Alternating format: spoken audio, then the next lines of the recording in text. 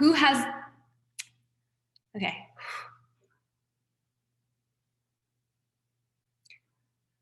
First class, anyone? Like, I don't know how to conjugate verbs suddenly. I specifically did not post too much about this class because it's going to be very difficult for people whose first Dharma class it is. So if it is your first Dharma class, welcome, and I'm sorry, but you're also welcome because this is the freaking most exciting one, in my opinion. And I'm not breaking vows when I say that, because after I say that, I always say I'm not breaking a vow. If you put the regret in, you don't break the vow. Okay, as you are all signing in, I encourage you to do something. I try to say this every class. You can do something outside or in your body to indicate that something special is about to happen. We all use our computers for so many different things. It's really easy, especially when you're doing virtual, to start to engage with Dharma as though it's something unimportant. You know, just like an email that you're sending, or like, I don't know how many of you watch porn on your computer. You know, it's not that. You're not getting off right now. This is something that will get you out, liberation. So see if you can adjust something that signals to your mind that this is special. And it's not special because, hi, I'm Rachel and I'm teaching this stuff. It's special because it could be special for you, your personal experience and what you bring to it. Okay. When we're all in a room together, there's more that we can do. There's more magic tricks that we can do, like we burn incense and we prostrate. You know, for those who've never been to a 3 Jewels Dharma class, there's a tradition in this space, and this is a Tibetan Buddhist thing. This is a Buddhist thing. We actually bow to the seat of the teacher. First, the teacher bows to their own seat, and then you bow to the seat. And there's a lot of stuff that we do in the room, like make offerings, light incense. We sit a certain way. You know, I don't buy a burrito and then come into 3 Jewels and say, oh, thanks. Teach me how to get free. It's like, what if Christ showed up in your apartment and said, I'm going to teach you to be like me now? You know, would you be like chilling like this? Probably not. You'd probably fall on your knees in awe. So there's reasons why we do the things that we do, and it's more difficult from home, which means that every effort you make towards creating specialness for yourself will have an even greater result because it was even more difficult for you. It's easy when you're in a church with the rose window and the colored lights streaming through and the images of the saints are glowing to have a divine experience. Can you have a divine experience in your shitty apartment? Not that your apartment's shitty, but you get what I'm saying. Okay, thank you, ran over. What are we studying right now? Can someone unmute themselves and just share? What are we studying right now? Aside from Buddhism, I mean specifically. Lojong. Mm-hmm. What is that? Advices for the heart, or like succinct, like direct to the point teachings from teacher to practitioner. Okay. Right. So the teachings that we're covering are like it's not like you go, it's not like the Bible. It's not like you go and you read this thick text. I'm trying to make Christian analogies because that's what works for me, you know, being raised Christian. So I hope it works for you. But it's not like you get this encyclopedia, which there are for Buddhism, Abhidharmakosha being one that pops out to me. It's not like this thick text where you're reading and you're trying to understand these concepts.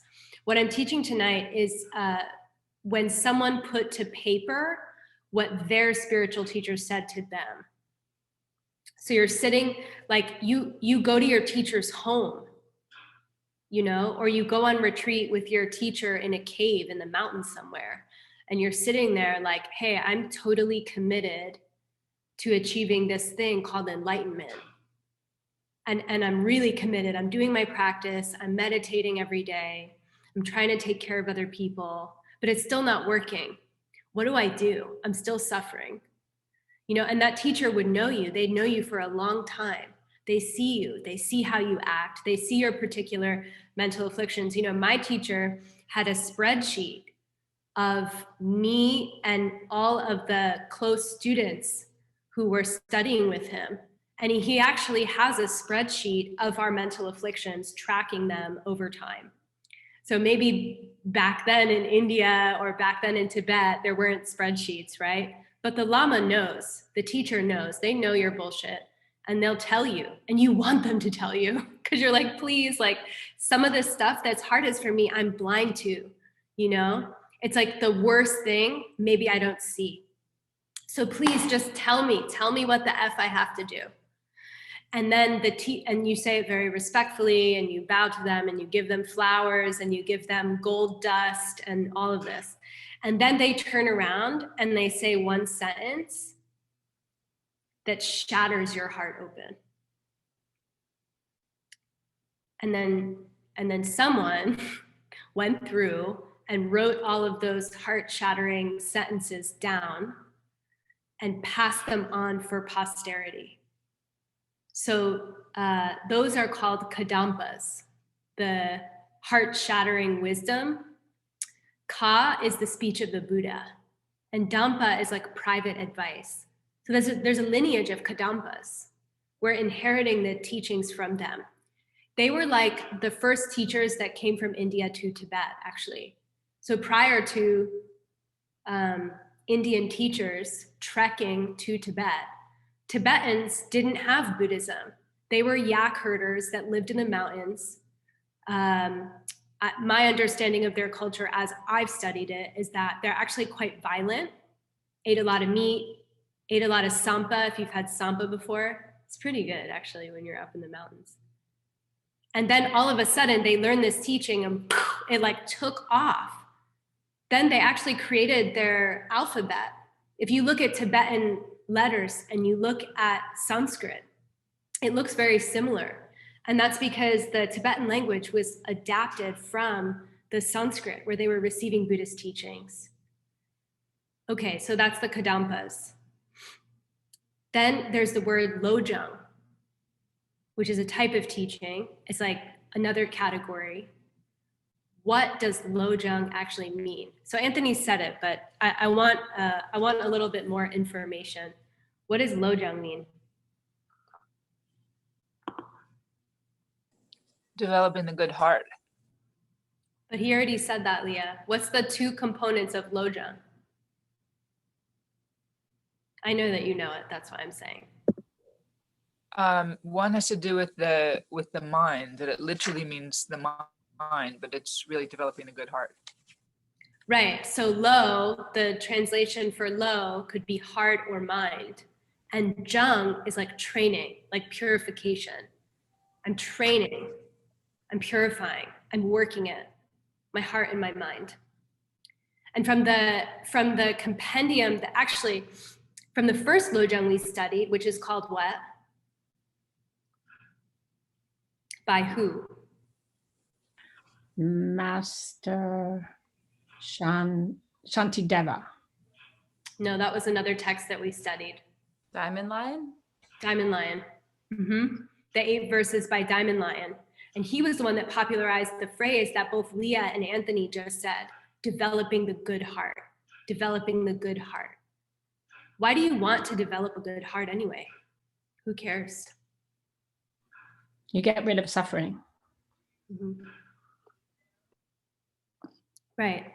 Thank you, Melissa. So in Buddhism, right, everything it's not, okay, let's do it the opposite.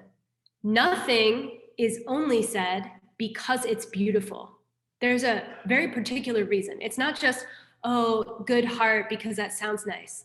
It's like a very direct link between having a pure heart, between being filled with compassion and having cutting wisdom, and then having an experience of your life as bliss. Is extremely practical. It's extremely practical to train your heart. It's not like a la-la thing. You know, it's not love and light. It is love and light,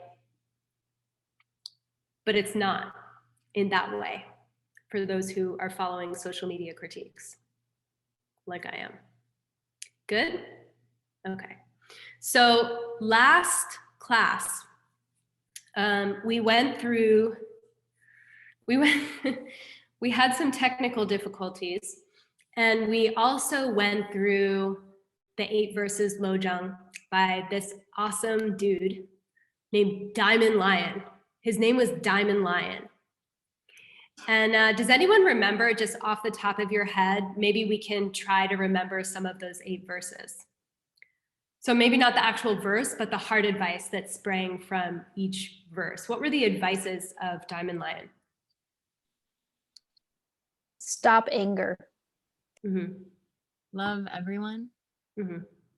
You should treasure bad people Why? because they're showing you what you need to work on and how to be more compassionate.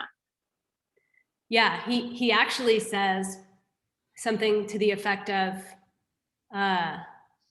they're a wish-giving gem. They're like Aladdin's lamp. Every terrible person you meet is Aladdin's lamp to give you everything that you want. And not only that, when they harm you, they are your Lama.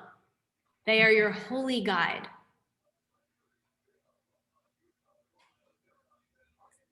That sounds a little bit crazy, right? I mean, it's a little weird. You don't expect that. You don't expect that. I mean, I think maybe we expect to hear something like, no, have more confidence in yourself. Keep your boundaries strong. Protect your family and your friends. You know, don't worry about terrible people. Just stay away from them. Stay close to the good people in your life. When someone hurts you, you need to cut them out of your life. And while some of that can function very well, Diamond Lion is actually saying, listen, everything you think you know about having to pursue, about how you achieve happiness, everything you think you know about how to get happy is wrong. Sorry. And Master Shantideva said it too, which is probably why Melissa was thinking Master Shantideva, because the tone is very similar between Master Shantideva and Diamond Lion. And they both say, like, listen, everything that you've been doing so far is wrong.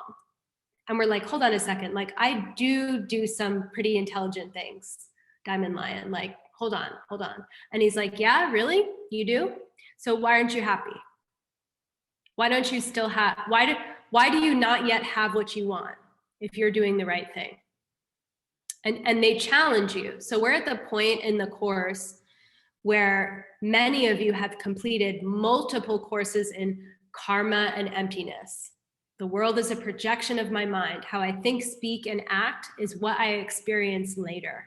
And we have that really strong foundation. And once that's really strong, you can kind of turn up the volume on the intensity of the teachings. So that's what's happening now.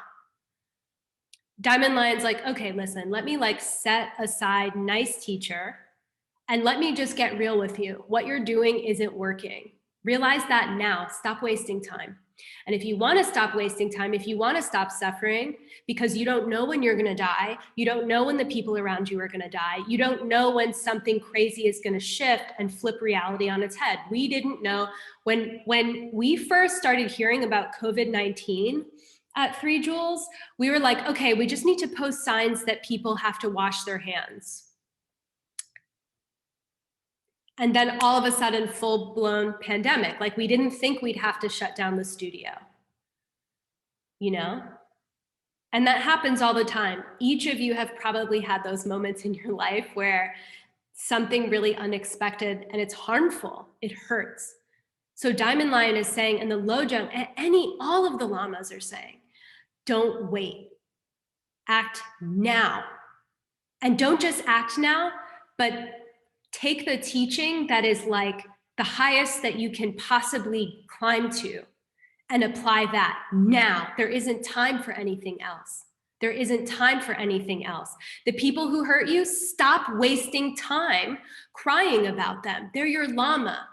Figure out what they're trying to teach you. Destroy the suffering now.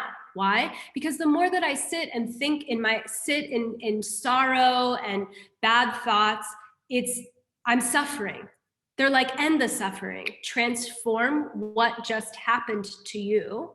And sometimes that takes time, but transform what happened to you to something good for you rather than something bad for you. Then this is how, Lojong, shatter your heart. And it's not for the faint of heart. So I hope that you're okay. I'm gonna try to go back and forth between intensity levels. But really, I wanna give the teaching to you as directly as I possibly can, because I think it's more powerful that way. Are you okay? It's too much? Okay. Okay, we spoke a little bit about death. Good. I'm going to share my screen. Santi, can you turn off the chat for now? And then we'll turn it on later. So thank you for those who sent in the 8 verses. That's perfect. We're not going to do breakout rooms tonight. I'm going to go straight through. We are not going to cover everything that's included in course 18, class 7 and 8. But I am going to give you the highlights reel. So those who are taking this course for the accreditation, you're going to have to go back and teach yourself just a couple of concepts in the course notes. Okay, I'm trying to focus on like the most distilled essence here. So we'll review a couple of things that we should have gotten to last class, and then we'll spend the rest of the evening on Wheel of Sharp Weapons. I guess there are no class notes. This is what I've heard about those courses you just mentioned, Rachel. Nope, you can find the answers. They're there. Okay. I know because I was looking at them to prepare. Yeah, Zoe, you might just have to go back to the original course. Do you see what I mean? Rather than 16, 17, 18, go back to Lojong and they'll have class notes. So Let me send it out in an email. If there's confusion, let's troubleshoot that at another time. Is that okay with everybody? Okay. I hope that was a yes. I actually can't see you because I'm setting up for my PowerPoint. Can you see this? Can you see the PowerPoint? Yes, and your color wheel is showing. Good. Okay.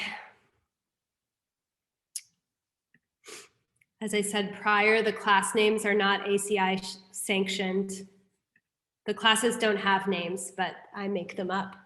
Rachel, you're in presenter mode on your share screen. Oh, you know why? Because I'm sharing that screen and not the other screen. Hold on.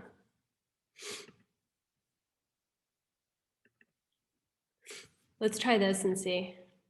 Is this better? Yeah, okay, good. Class 8, angels eat poison.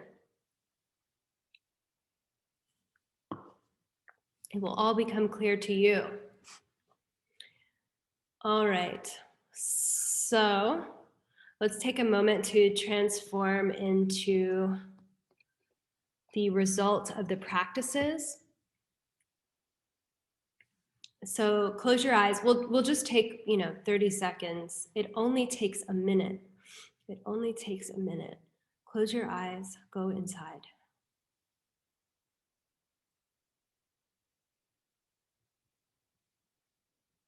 Connect especially with your compassion for all beings. And if you have particular brokenheartedness for one group or one person, bring that into your mind. And let that be the reason that you take these teachings. Let it be for them and everyone like them.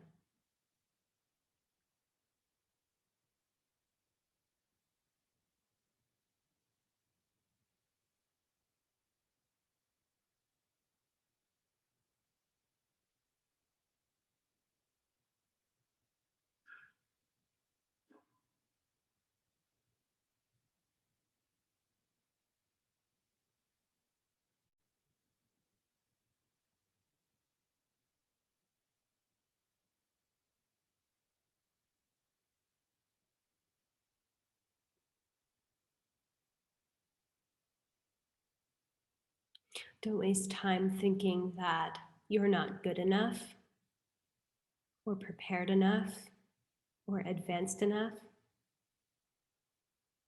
to transmit the wisdom of these teachings to the beings who need you.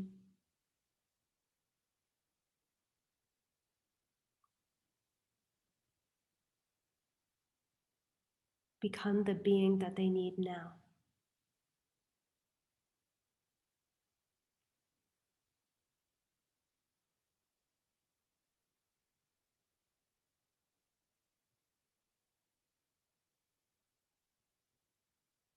Before we come out,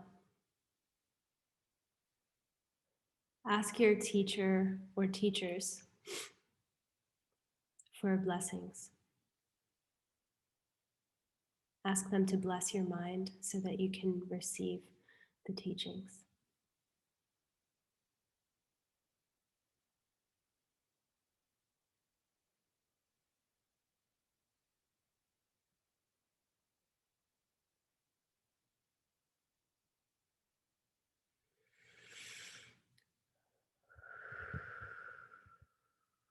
Okay, you can come in, open your eyes, come back to the room.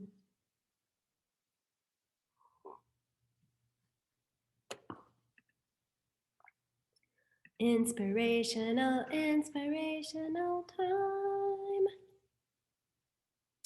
If anything I said freaked you out, just stay for the whole class and see if it makes sense then, okay? Sometimes I get very passionate and I apologize if it rubs you the wrong way. So before we receive Dharma teachings, there's two things that we have to do. We have to offer a bribe, which is a perfect world, pure world.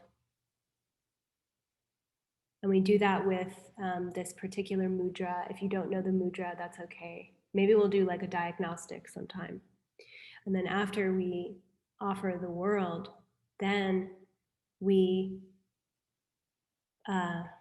remind ourselves of the fact that these teachings protect our mind, that the teachings on emptiness are the only protection that we could ever get, the only protection we can hope to have in our lives when the suffering comes is our own realizations and our own wisdom. And so we say, oh, remember, don't check Instagram. This is the thing that's really going to help me. This is the thing that's really going to help me. So that's what the words mean when we go Saji, Buki. That's what we're saying.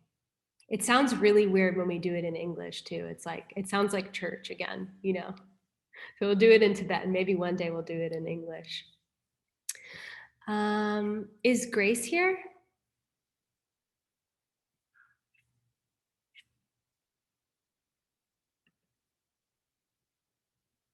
Grace? No. No? Okay. Who wants to do it? Anna? Yes. Yeah, I can do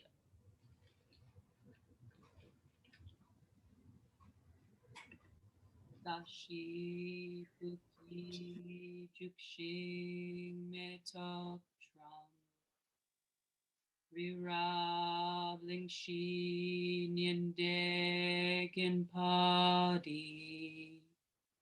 Sange shingdu mikte ulwargi. Droku namdak shingla chuparsho. Idam guru randalakam niryatayami. Sange chudang soki choknamla. Jangchu bardu dakni kyapsuchi. Daki chenyen gipe sunamki. Drola pinchir sange druparsho. Sange chudang soki choknamla. Jangchu bardu dakni kyapsuchi. Daki nyen gipe sunamki. Drola pinchir sange druparsho. Sange chudang soki choknamla. Jangchu bardu daki kyapsuchi. Daki chenyen gipe sunamki. Drola pinchir sange druparsho.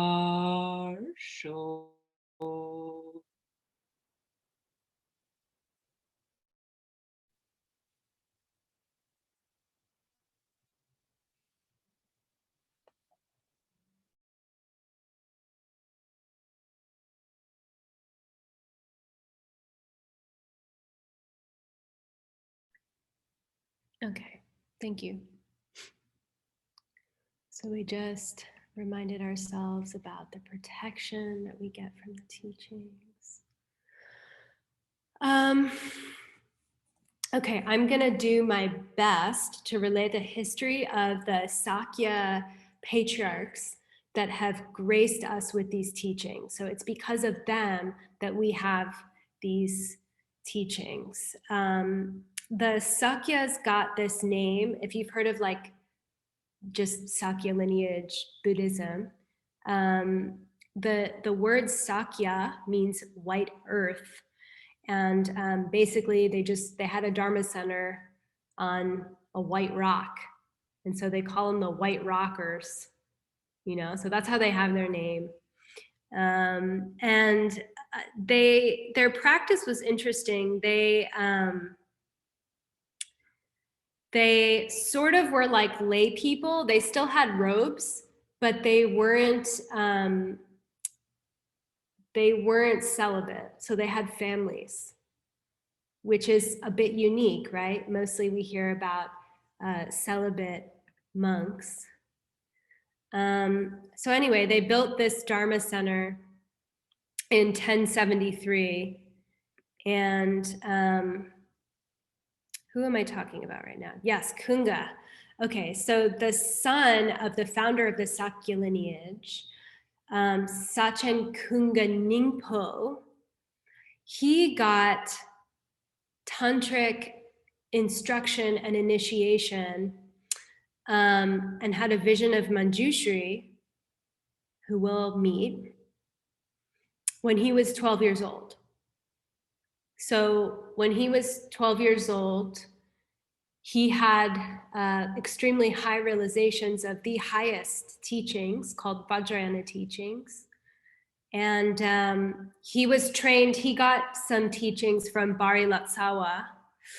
And, but then he had a direct experience with Manjushri and wrote down the Lojong that we're gonna study. So when we talk about a lineage, usually it starts in Buddhism. A mortal meets a Buddha, and the Buddha tells them something. And then the human passes it down. So this is from Manjushri to Sachen Ningpo. And then he passed it on to his two sons, Sonam-se and Jetsun Drakpa Gyaltsen. You don't have to write all this down, I don't think. But part of it is a homework question. So the commentary that we're studying, we won't go too deep into this Lojong, but the commentary that we're studying is from Jetsun Drakpa Gyaltsen, who's the one on the right-hand side. And his nephew was the Sakya Pandita, who's like an amazing, incredible scholar, master of Buddhism in Tibet at the time.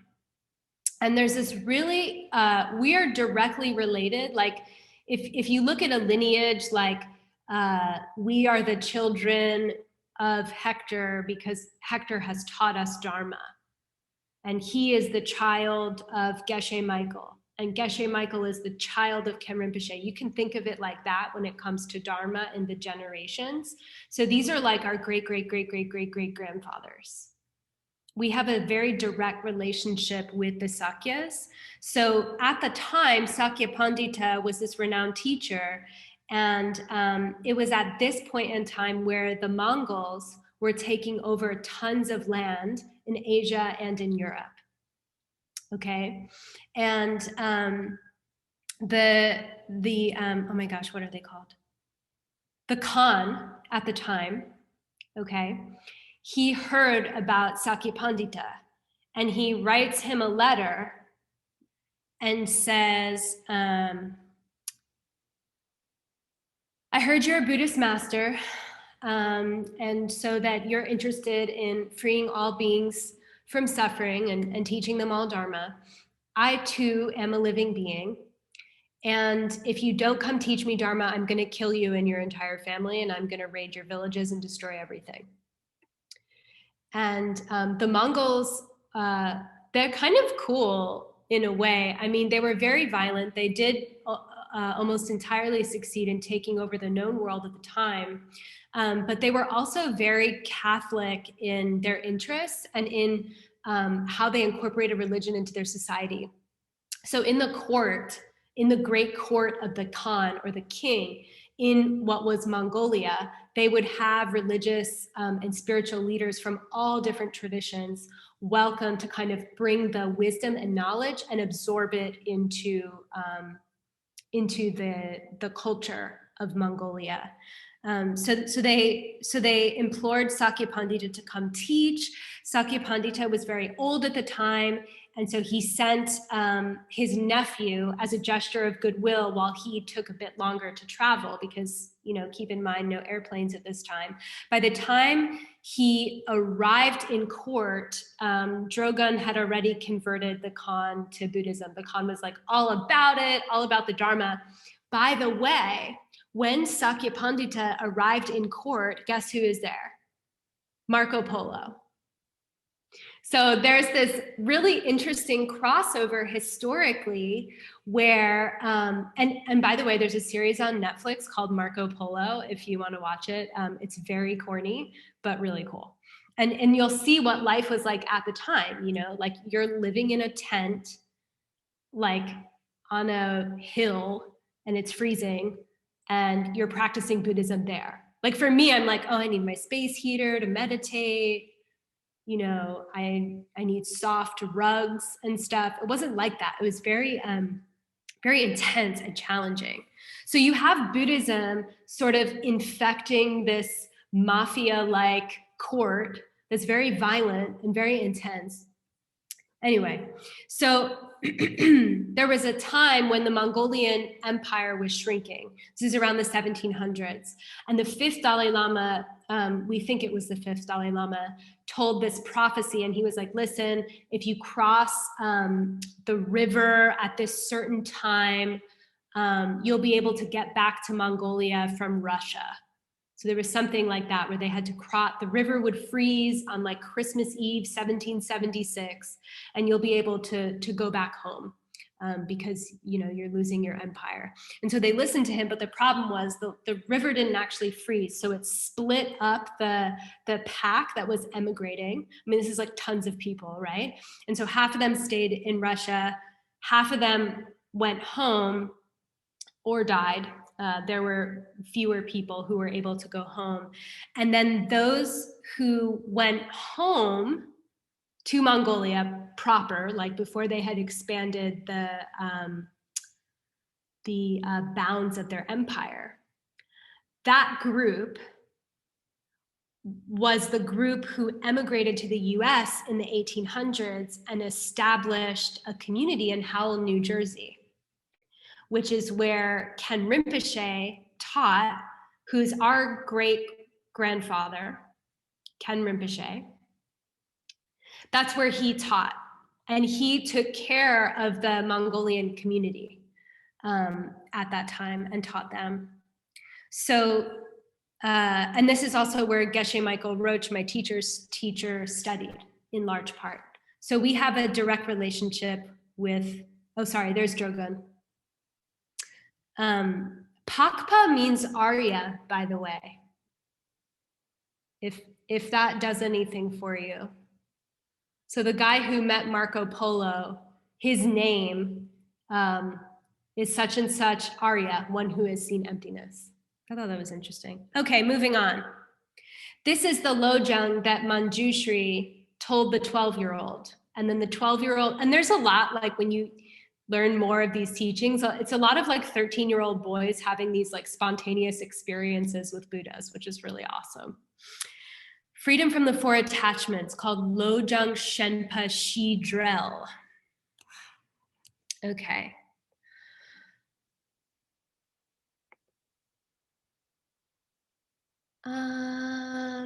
Sam, can you read all 4? Yes. If you are attached to this life, you are not a true spiritual practitioner. If you are attached to samsara, you do not have renunciation. If you are attached to your own self-interest, you have no bodhicitta.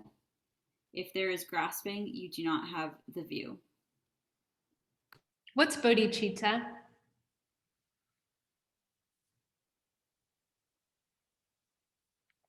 You can say it, Sam. The wish to achieve ultimate enlightenment for the sake of all beings. Yeah, so he says you don't have that if you're still attached to your own self-interest. Sorry, you might love some people, but if you're still attached to your own self-interest, nope, didn't get there yet. Don't fool yourself. And the energy behind these teachings, the reason why we give the story of the Sakyas and what it was like to encounter the Mongolian warriors at the time is like, you have to think about how you would teach a crime boss Dharma. So it's like, think about the type of mind that's like a conquering warrior mind. And then imagine Pakpa, the Arya, showing up in court with Marco Polo and just being like, listen, Genghis Khan, it wasn't Genghis Khan, it was another Khan, but I can't remember his name. And he's like, listen, if you're attached to this life, you don't have a true spiritual practice. If you're attached to samsara, you don't have renunciation. If you even think about your own self-interest, you don't have bodhicitta. And if you're grasping, you don't have correct view. Boom, boom, boom, boom, straight from Manjushri. And we'll go a little bit into what he means by that. And I'm going to break down one line only. We're not going to go too deep into freedom from the 4 attachments, but you can, if you want to, go into a deeper study on this. I want to make sure that we get to Wheel of Sharp Weapons.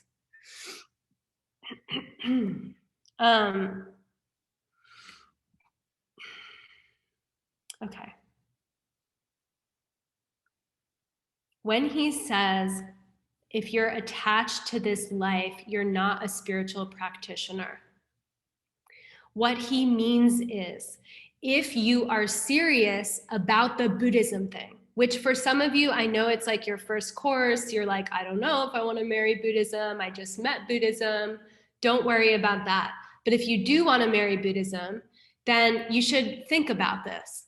If you still care about what cultural linchpins are telling you is true, if you still think that the important stuff in this life can be read in the New York Times, that's what he's saying, then you are not a true spiritual practitioner. The truth is the Dharma.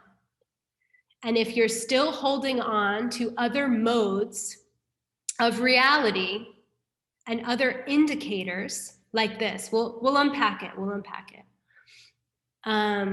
So how do we know what we know? How did we learn what we learned? There's our culture, school, celebrities, the government, our family, right? What our parents believe is true, what our great-grandparents think is true, our siblings, what they find value in. And then we also believe in our own impulses or instincts or the feelings we get about something. When we say, oh, this is true for me.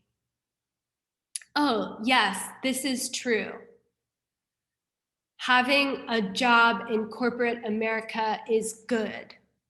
How do I know? The New York Times profiles top 30 under 30.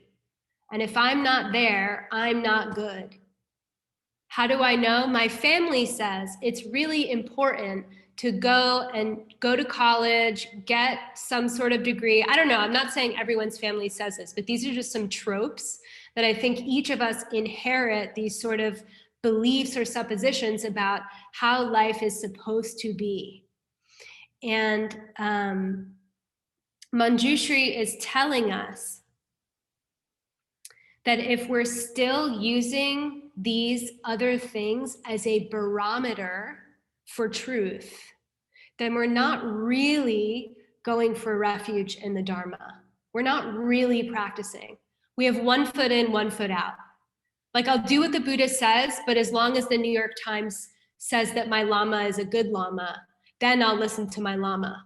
But if bad press comes out about my Lama, oh, they're not my Lama anymore. I want to make sure that a panel of judges agrees that my Lama is the best Lama. Impossible. People think the Dalai Lama is either an emanation of Avalokiteshvara or they think he's a demon. Google it. There's whole groups of people who believe that the Dalai Lama is a demon and it's true for them. So who do you believe? That's what Manjushri is saying. Who are you going to let tell you what's right? Are you going to trust what someone wrote online? Are you going to trust what Vogue tells you or what the United States government tells you? Or are you going to trust your own logic? Which is why last week we just went through, like, how do I relate with my own logic? Same with our family.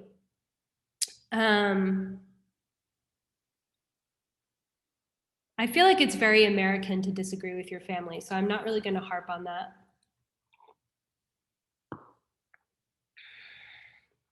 Then there's our own impulses. Oh, this feels right. I'm just going to do it because it feels right. How many times has something felt right and ended up being really wrong? Right? Like, at least a handful of you have met someone, thought they were the love of your life, thought that you were gonna spend forever with them, and then they turn out to be a total asshole and you waste years. Same with the job that you thought was gonna make everything better, or the career change, or the second career change, right? Oh, it just felt right. It feels good. It feels natural. My intuition is telling me that this is the right choice. And Manjushri is saying, where does your intuition really come from? Where does your intuition really come from? Reality is empty of a nature, remember? The way I experience my world lacks an inherent self-nature, meaning the pen can be a pen and the pen is also a chew toy, equally true. It doesn't have the nature of pen. So if that's true, what about my experience of that thing? My experience of that thing or that decision or that truth comes from a previous moment of mind. It comes from the thoughts I've had in the past, the words I've said in the past, and the way that I've treated others. So you're going to rely on something that you can't even remember creating? That's what he's saying. He's saying if you're trusting how something makes you feel, it needs to feel good, then you're relying on something that you don't even remember creating.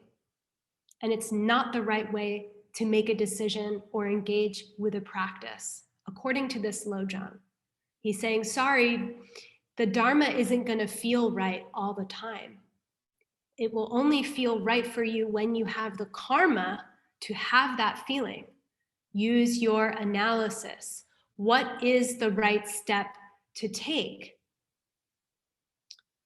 And analyze before making a decision. Don't let gut instincts guide you. Sometimes they're right and sometimes they're wrong because they're built on habit. They're not built on logic. So that's another way.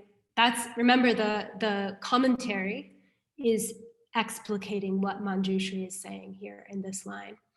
And then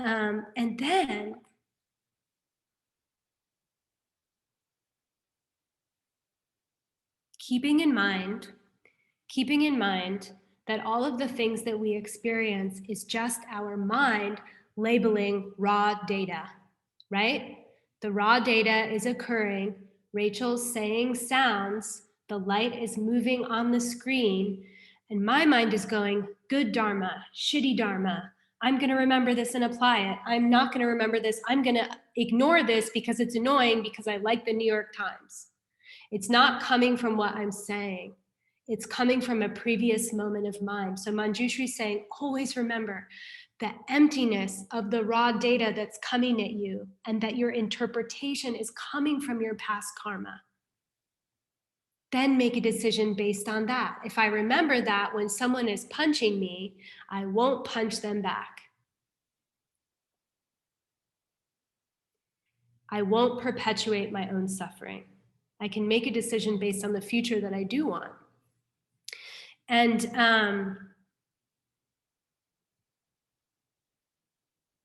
in order to really understand this, we go into, and we'll get deeper into this, but there's this distinction between how something happens and why it's happening.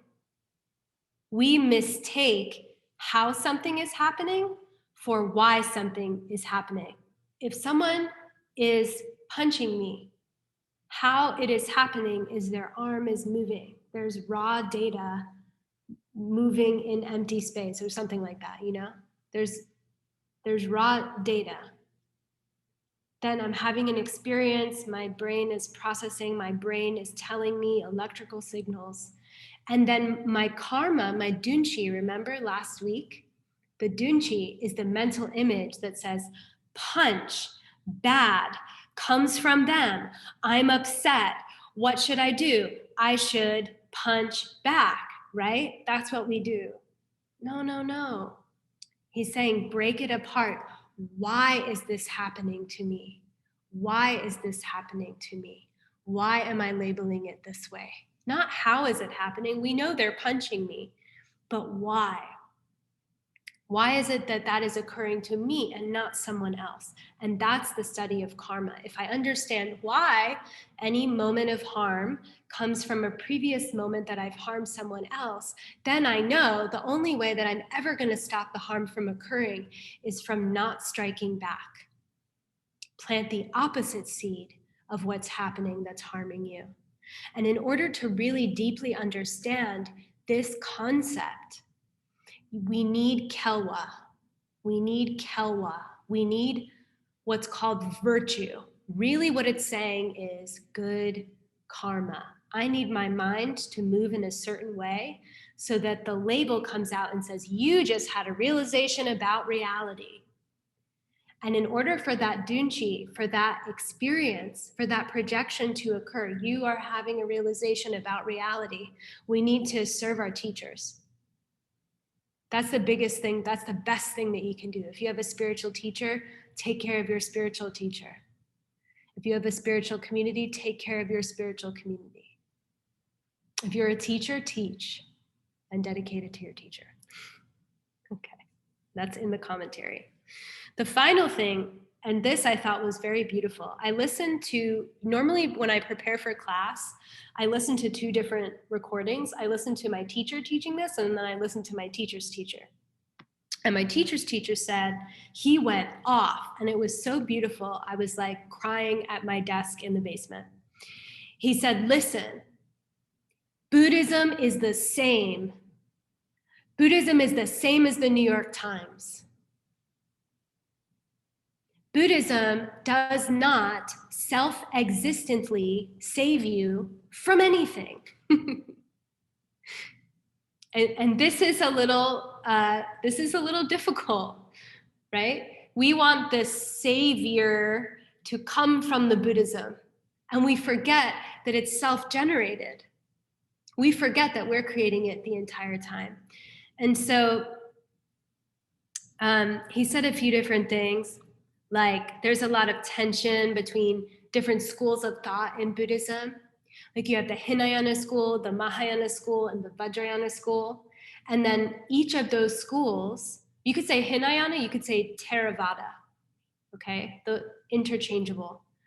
Each of those teachings are perfect for a particular mind stream, for a particular student. You know, we all have different personalities, we all have different karma, we all have different ways of practicing. And they're all equally perfect and beautiful for, just like all the world religions and different spiritual practices, when they match up with you perfectly, that is your perfect path. It's not that Buddhism is self-existently going to get every single person enlightened that it touches. How do I know? I see the numbers of how many people show up to 3 Jewels and how many people come back to 3 Jewels. They all got the same Buddhism. Only some of them stayed. And those are the ones that this path is functioning for. And one of the aspects of teaching this is like, one of the benefits is like, don't ever disparage or think that one particular practice or school is better or worse. It might be better or worse for you, but not self-existently for others. It's not saying that. It's not saying that. Even though Hinayana means lower vehicle and Mahayana means greater vehicle, the Mahayana people say that. The Mahayana people made those words. And we were talking to our friend. I remember we were having lunch with our friend last year. And he was like, no, you can't say Hinayana, because he studies with a lot of Theravadan teachers. He's like, that's like you saying, oh yeah, you know, the low school, like the grade school. He's like, no, call it Theravada. It's disrespectful. So I thought that was funny. And now I try to say Theravada every time. I didn't even know. Then there's Vajrayana, Diamond Way. To people who are not practicing Vajrayana, the way that those practitioners will act might seem crazy and stupid. It might seem dirty or immoral. And there's actually a history of people thinking that about people who practice those things. I won't share much more on that. So he's saying, don't get attached to your current level of practice. Don't get attached to your current level of practice. You must, if you're really interested in saving the world. Are you really interested in saving the world? Are you? I mean, do you want to go that deep?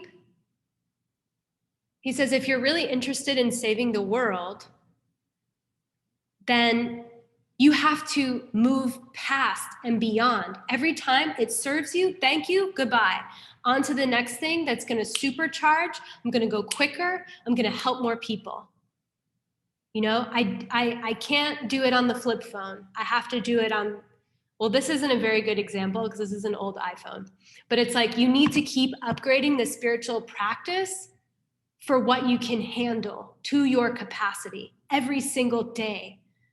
And the comparison that he made was in sports training, that his coach, when he was in high school, you were never allowed to lift the same amount of weight as you did in a prior conditioning session. You always had to increase the weight. And he's saying, do that with your spiritual practice. Don't just sit and practice vows that are easy for you. You have to go, if you really care about the people that you say that you care about, you will do the most advanced practices that you possibly can. And you will pursue those. If you don't have the capacity now, then your total, like the motive is, can I advance to the place where I can use that tool that's going to help everyone? And this is like, and this is also saying, don't let people that are practicing in a different way disparage the ambitions that you know you can rise to. Meaning, if you really are sincere about becoming a Buddha, like Manjushri, who's on the screen right now, this is one of the Buddhas that you can become, and you will hold something in your left hand, and in your right hand, you will have the flaming sword of knowledge that cuts through ignorance. That will become some of you, you know, if you're not already. I can't tell, but you know, I don't have the karma. But it's saying, if you have that in your heart, and that's very pure, you have to protect it, because there will be people in your life who you're friends and you trust them, and they're gonna say, that's really silly. Humans can't become angels. The best you can do is have like appropriate boundaries and a healthy psychology. The best you can do is just have like a nice human psychology where you're relating well. And that's really what Buddhism is for. If you have that other way pure in your heart, go to that way.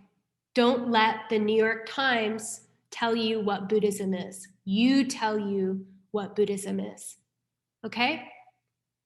Because if you're attached to this life, even if you're attached to this Buddhist life, you're not a true spiritual practitioner, according to not Master Shantideva, according to Manjushri. Okay, really quick. Are you okay? Okay, hold on. I want to look at some different faces, so I'm just going to tab through. Oh, a lot of you have your camera off. Okay. I will just go to the second page then. All righty then. This is cool for astrology people. Celestial mansions, Lojong.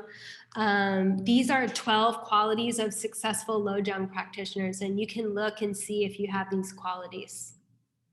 The 12 qualities are based on the 12 signs in Tibetan astrology, which is very similar to the Chinese system.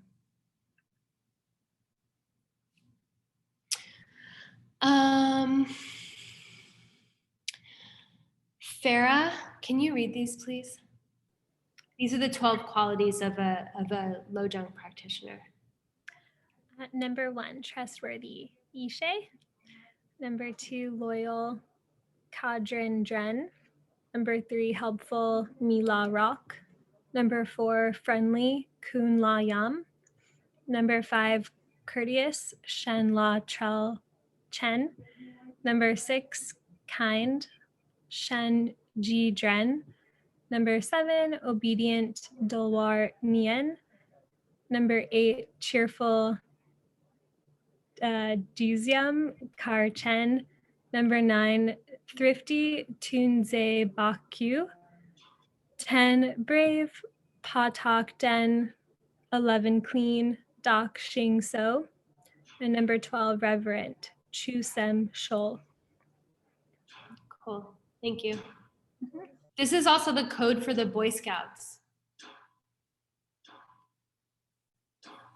So when Geshe Michael was translating this, he had this moment of like, whoa, you know? Hey, wait, I studied this for so long already. You mean to tell me that that was a Lojong? So little signs can happen along the way. Okay. I'll touch on this before we move forward. This concept of spiritual revisionism, which is really the emptiness of our past. And it's a question on the homework. And I think it's also really beautiful. It's this idea that when we have the karma, when our karma changes, the way that we see our life changes. So if my karma changes with my partner, I can either see my partner as better or worse. I can see my family as better or worse. You know, have you ever had the experience? I think for me, as I get older, my relationship with my parents is changing. And they're telling me more things that were happening when I was a child that I wasn't privy to. And you hear information about your parents, about your aunts and uncles and your grandparents, and like, oh, they did that? Or like, in my case, like they were gay? Which is funny because I'm gay. Anyway, don't worry about it. And what it is the karma shifts, because for me as a child, it was very much the way that I was, that was what was true for me. It wasn't that there was a self-existent different reality that I just couldn't access. It was my karma, my mind moved, and then I had a certain experience of my grandfather and a certain experience of my grandmother, and that was them, really, for me. It really was them. Then growing up, you're like, huh? And you've all had that, right? Maybe not with your family, but with a partner, or like even like maybe like a spiritual teaching. You know, a lot of people see the religion they were brought up with very different now, you know. And this principle can be applied in the positive. And is Sarah Blackburn in the chat? Because I actually witnessed Sarah have this experience. Sarah, are you here? Because I'm going to embarrass you. Okay, I don't think she is. Talk. Hi, I'm here. No, make her go in the other room. No, make her go in the other room. There, I said it twice. No. I won't. I won't. No. Can you mute? Because I'm echoing. Can you mute? Because I'm echoing. Thank you. So I won't tell the story because it's hers to tell. But I remember being in a sushi restaurant with Sarah and with Hector and with a bunch of people. We're all studying at the time. You know, this is when we were completing our 18 courses. And if you don't know Sarah by now, you should meet her because she's the one that teaches the Monday evening meditations. And I remember sitting with her, and we're all around the table eating sushi and like hanging out after Dharma class. And I don't know what it was that Hector said, but he said something, and you could see how Sarah's relationship with her memory of something in her past changed extremely swiftly. And she was so moved that she started crying at the table. Like, oh, that thing that was painful in the past is now so beautiful that I'm brought to tears. That's your spiritual revisionism. Because she had been practicing, applying the Dharma, moving her karma, seeding virtue, accumulating kelwa, then all of a sudden you can look back on your life through the kelwa, through the virtue, and your past will appear as a beautiful teaching. Like when the Buddha looks back on his life, and we'll hear a story of one of the Buddha's past lives, but there were many stories in which he was murdered, in which he was tortured. When a Buddha looks back on their life, they know how it was for them at the time, but it is a bliss to them because each of those moments led to endless bliss of being a Buddha. And so it's this idea of looking back, whatever the troubles are now, whatever it is that you're going through, whoever it is that you're not connecting with or wanting to be different, those things can shift. And if you take the practice, remember Lord Buddha said, the only bad thing you can do is not start and not finish. Once you finish your practice, once you finish the long game, you will be forced by your own virtue to see your past as a beautiful, heart-opening experience. I'm going to plug in my laptop.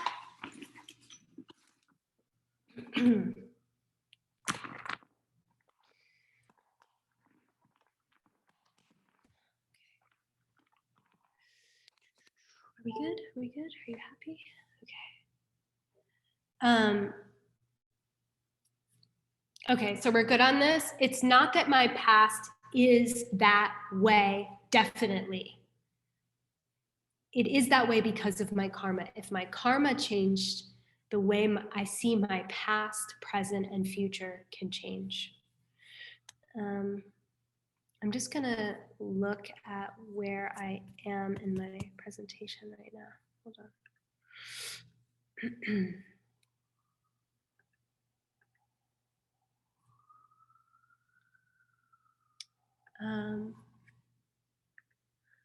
Yes. Okay. It is 8:40. I want to give you a 5-minute break. Hold on. Okay. I want to give you, is everyone okay? You're okay. Okay. I think a 5-minute break is good. So if you're tired, get caffeine or chocolate. Do whatever it is that you need to do to be like totally alert and prepared for the next teaching, which will go through all the way to the end. We'll be reading the Lojong out loud together, and then I'll stop as we move through and do some interpretations. So you have until 8:46.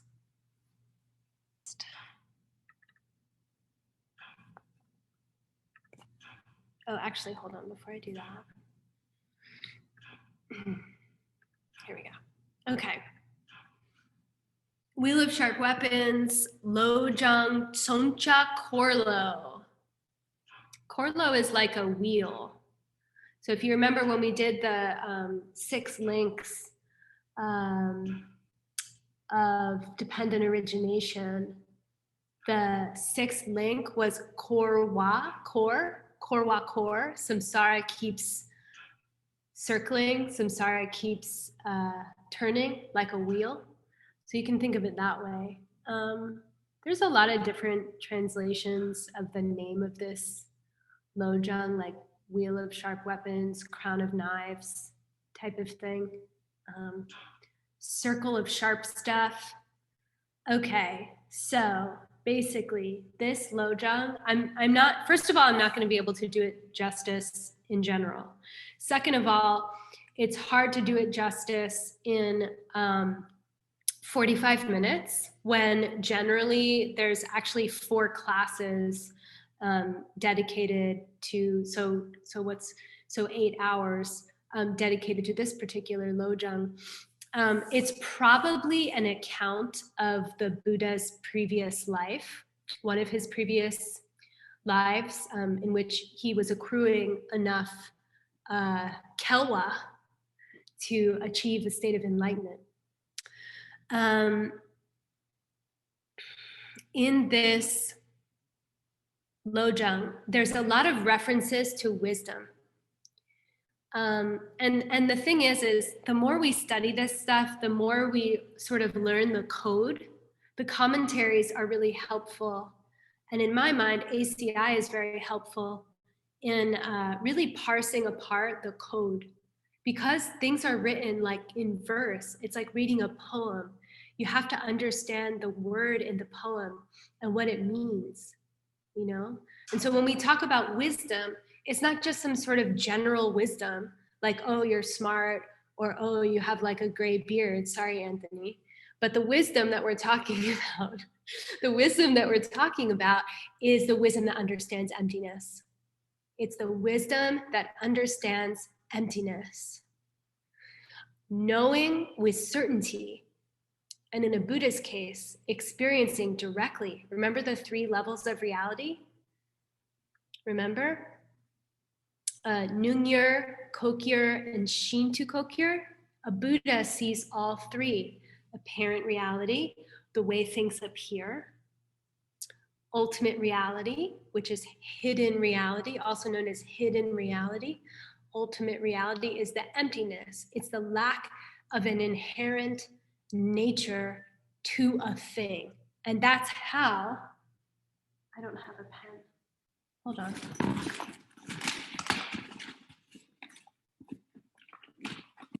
That's how, what is this? Vote NYC. That's how this could be a pen and a chew toy at exactly the same time. In the moment that I'm holding my pen and the dog is going like this, in that moment, it's 2 things at the exact same time. That's proof that it's empty of a nature, because for the dog, it really is a chew toy. And for me, it really is a pen. That's proof that this doesn't have a nature coming this way. My experience of it is coming this way. My apparent reality experience of this is that it's a pen. My ultimate reality experience, if I had the wisdom that Tsuncicorlo is talking about, if I had the wisdom that we're going to read about in the Wheel of Sharp Weapons, I would be simultaneously perceiving the fact that this is a pen and directly perceiving that it lacks any inherent nature from its own side. I would be perceiving its emptiness at the same time. Then there's deeply hidden reality, which is the mechanics of karma. Okay, but just know that ultimate reality, when we talk about wisdom, we're talking about a wisdom which understands ultimate reality, lack of an inherent nature. This thing, this cylinder is like a blank screen for my karmas to project onto it. It's like that. It's like that. And what happens is we mistake the karmic projections for the true nature of the thing. Really, it's just an appearance. Really, it's just an appearance. It means it's still real, but the nature of this is not pen. This lacks the nature of pen, because a dog can see it as a chew toy and an ant can see it as like, I don't know, what would an ant see this? It looks like when you're in LA and there's like the big tubes that are empty that are supposed to have water inside. That's what it looks like, sort of. Like if I was an ant on top of it. Okay.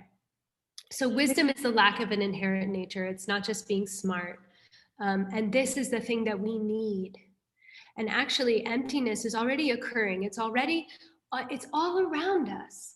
Every object that we see, every sensation that we have, every piece of raw data that we lasso with our dinchis and say, this is good experience, this is a computer, this is a bad experience, all that raw data has its own emptiness. It's all around, we just can't see it. We can't see it yet. We need kelwa. We need kelwa. One of the ways that we can get kelwa is by practicing the Wheel of Sharp Weapons. Rachel, I have a quick question just about what you said there. Is in one of those stages, is it possible to see all perceptions at once? So where I am seeing the pen and I'm seeing the chew toy. Mm-hmm. Yes. That is, okay. Yes, that is what a Buddha sees. Okay, thanks. I am going to tell you a story. So first I'm going to tell you the legend of this lojang, and then we're going to read the lojang together. So give me just a moment to get my notes and your faces on the same. Let's see if this works. Because I don't want you to just look at a slide that says legend the entire time I'm telling the story. It's probably more interesting to look at my face. I don't know. You can pin someone else's face and see their reaction. So the legend of Tsuncicorlo is that there's this former incarnation of the Buddha. So one of his previous lives before he was the Buddha, before he achieved enlightenment. And at this stage in his life, at this stage in his lives, in his spiritual progress, he lived in a small fishing village with his mother and his father, and he was an only child. And all of the men in the village, the whole economy was going out fishing for I don't know, days or weeks at a time or something, maybe days or hours, and then coming back with a bunch of fish, right? That's how everything functioned. And when the young boys of the village became old enough, they would go out with their father on a ship, they would go out to sea and they would fish. And then, and so on and so forth. The fishing lineage was passed down from father to son and father to son. The mother was always, the Lord Buddha, his mother in this incarnation was always so worried. She was always so scared that the father would meet some untimely end out at sea. And she was very concerned about this. And one day the father actually did die. He drowned at sea, which wasn't uncommon, for a fishing village. So the boy grew up, it was just him and his mom. And the father died when he was quite young.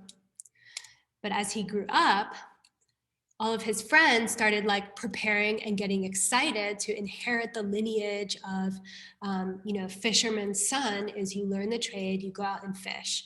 And so I think he was about 17 at the time. All of his friends were going out to sea and they were like, you should come out and fish with us. It's going to be really fun and exciting. We're going to get to do what our dads do and we'll be adults now. Isn't that great?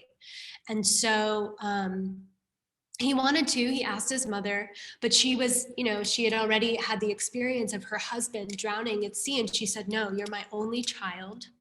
I don't want you to go out there. I'm worried about your safety. I really want you to just stay home with me where you're safe, where I know you're safe.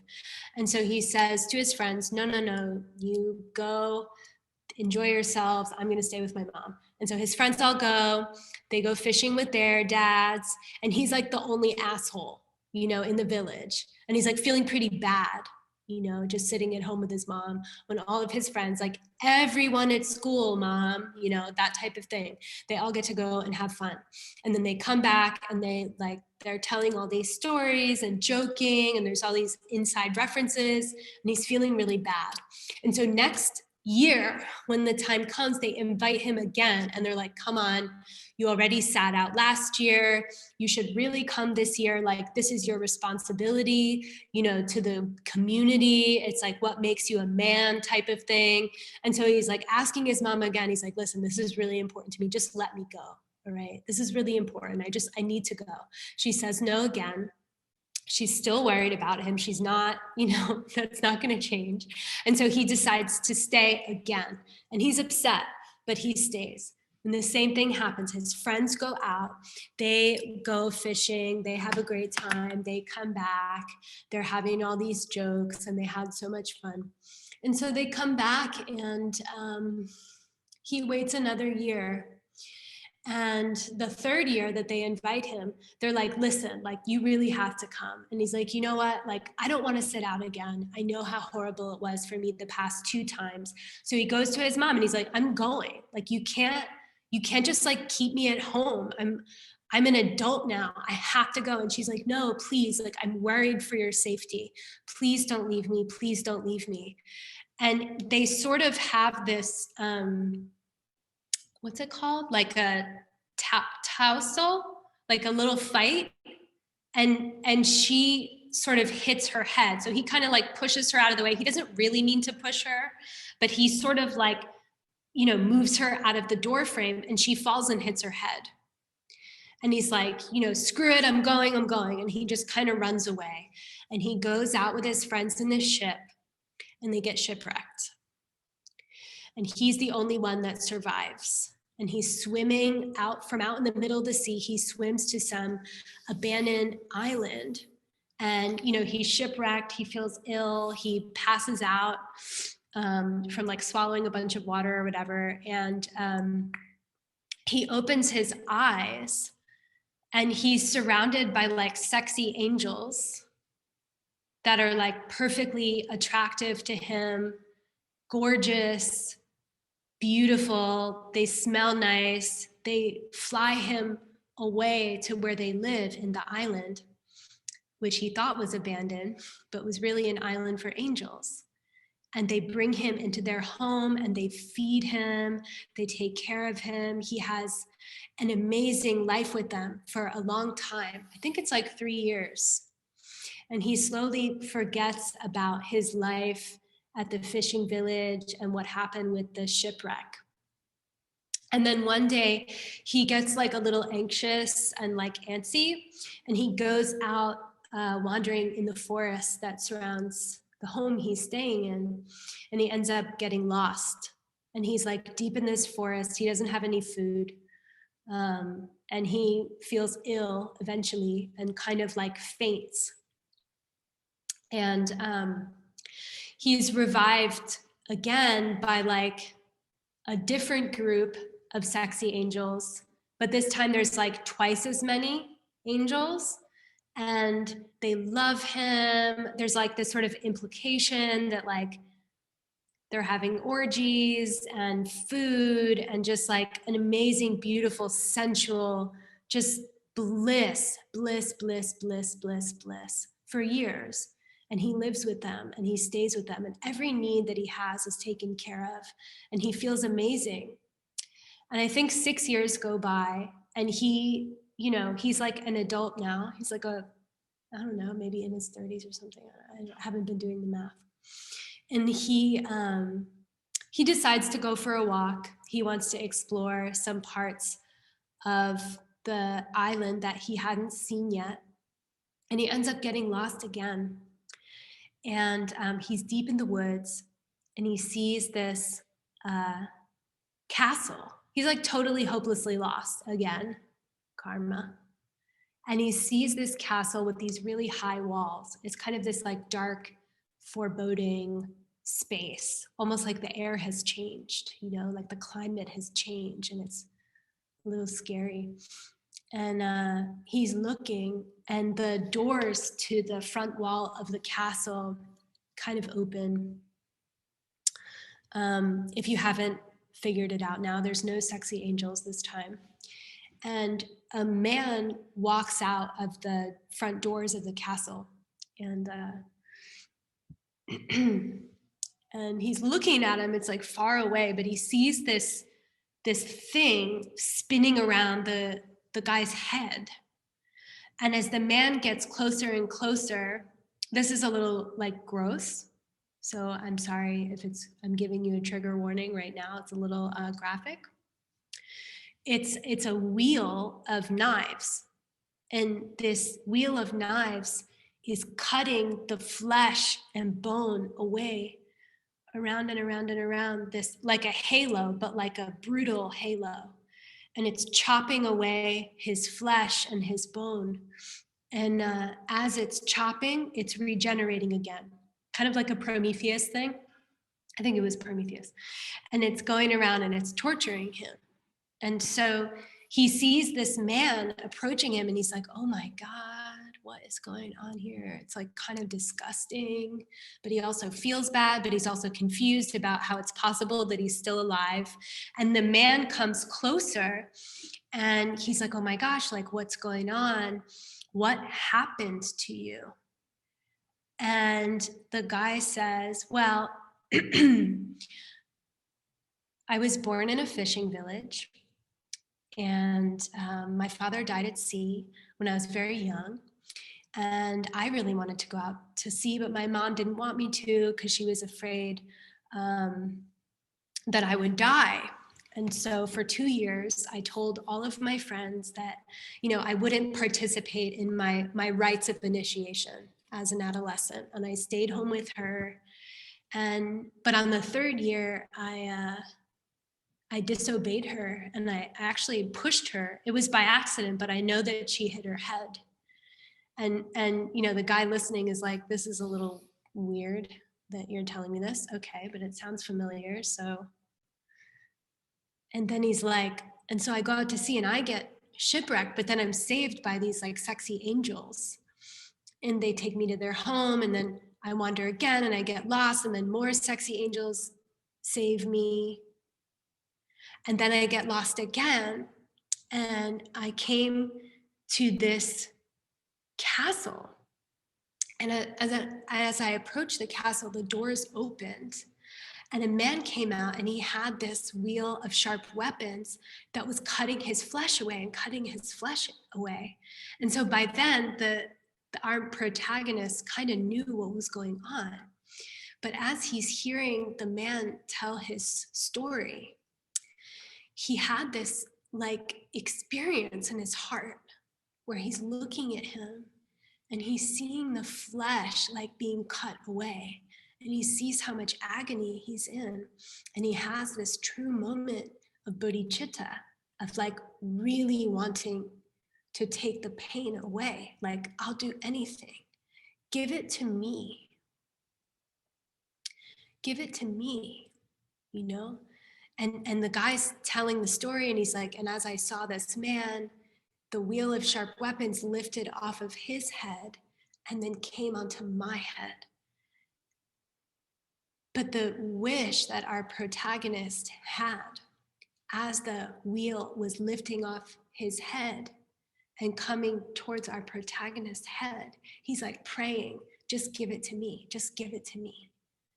And in the moment that he prayed to take away the pain of the other guy, the karmic consequence destroyed it. So he couldn't inherit the wheel of sharp weapons because of his moment of bodhicitta.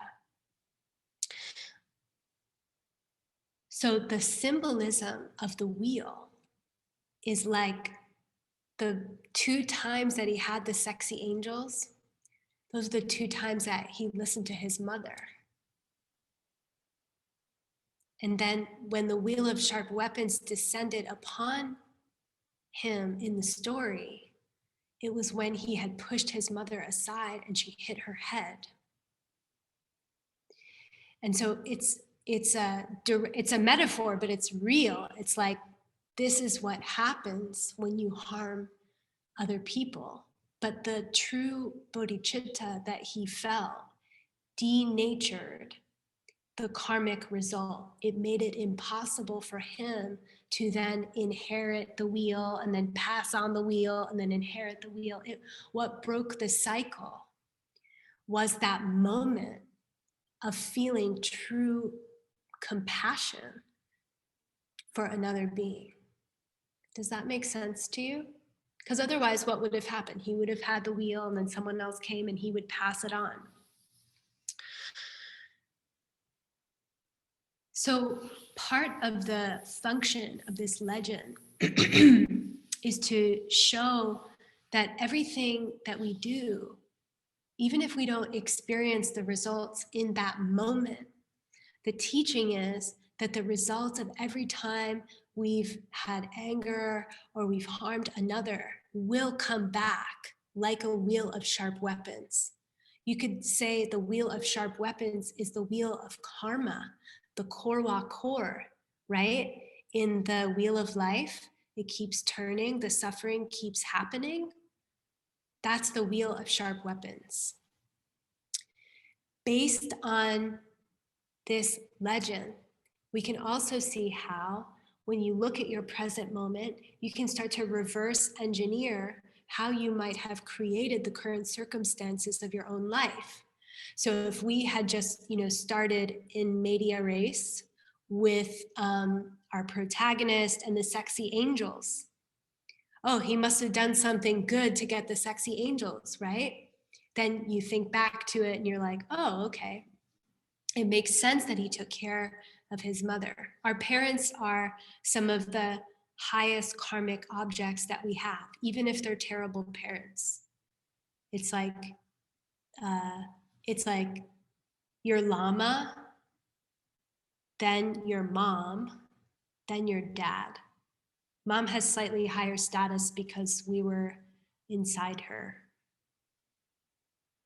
So anyway, just so you know. And so what we'll do is we're going to actually read through Tsuncicorlo, and you'll get all of the karmic correlations.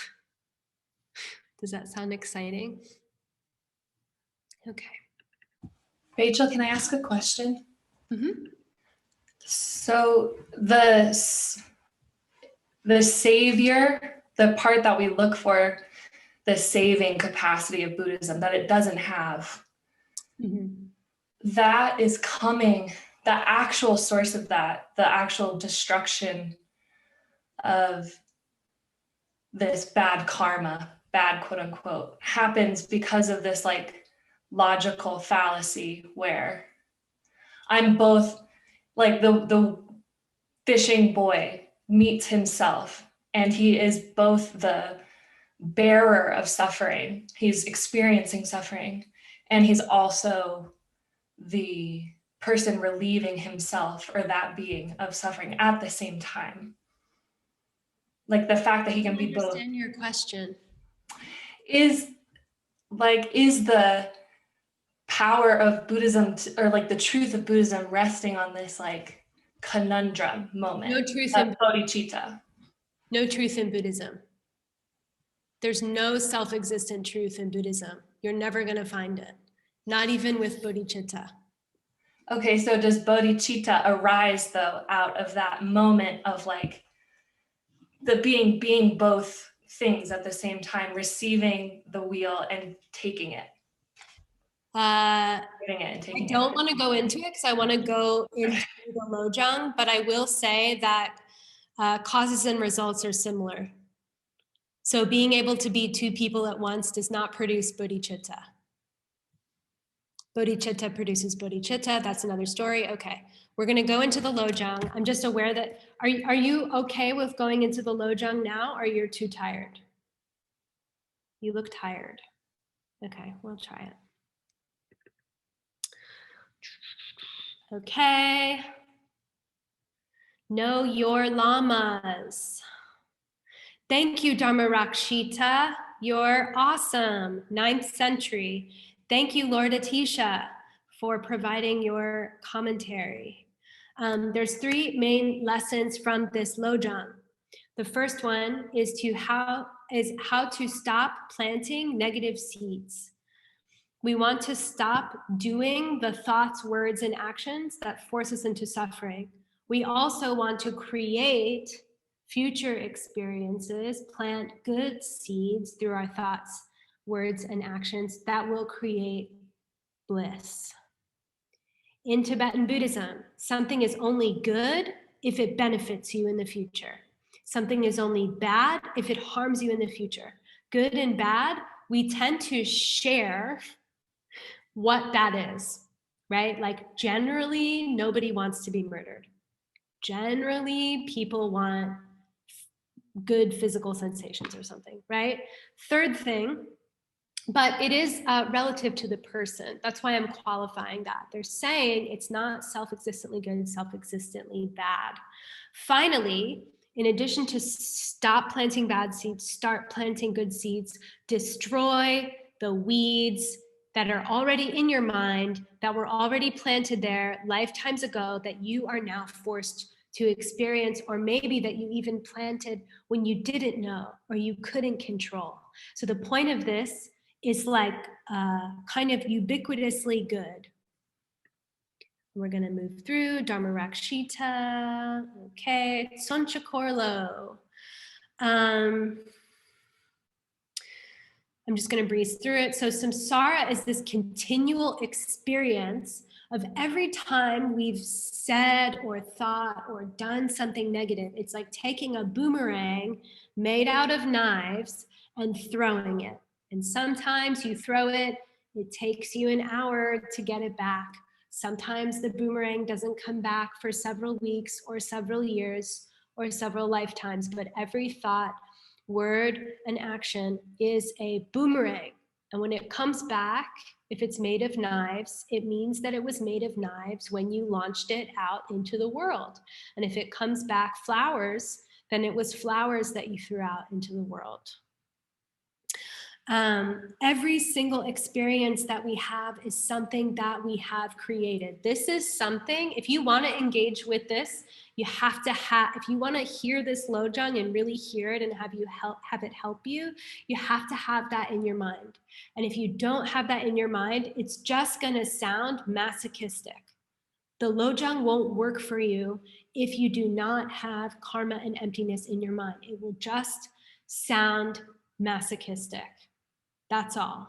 It won't work unless we think, analyze, and start to agree, even partially. It's not saying don't have some doubts, but it is saying start to think that maybe the things I think, say, and do have consequences and have results for me. And that's why my world appears to me the way it appears to me. The issue with karma is that when we misunderstand what's going on, remember the gakcha? The gakcha is that self-existent thing. I walk into the kitchen, my partner yells at me. That was created by me in the past. The partner that I get angry at is the partner that I did not create. The partner that I did not create does not exist. That is called the gakcha. Okay, and if that's too much, just ignore that. The point is, when someone punches me, if I punch back, it creates more punches, and it always will. So if I want punches to stop, I have to stop punching. It doesn't matter if all your friends agree with you that you should punch them back. It doesn't matter if the New York Times writes an article that says you should punch them back. We have to liberate ourselves from the 4 attachments, believing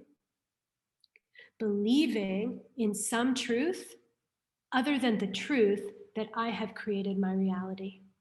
Every single part of it, inner and outer. And if you don't have that in your mind right now, this Lojong, it won't mean anything to you.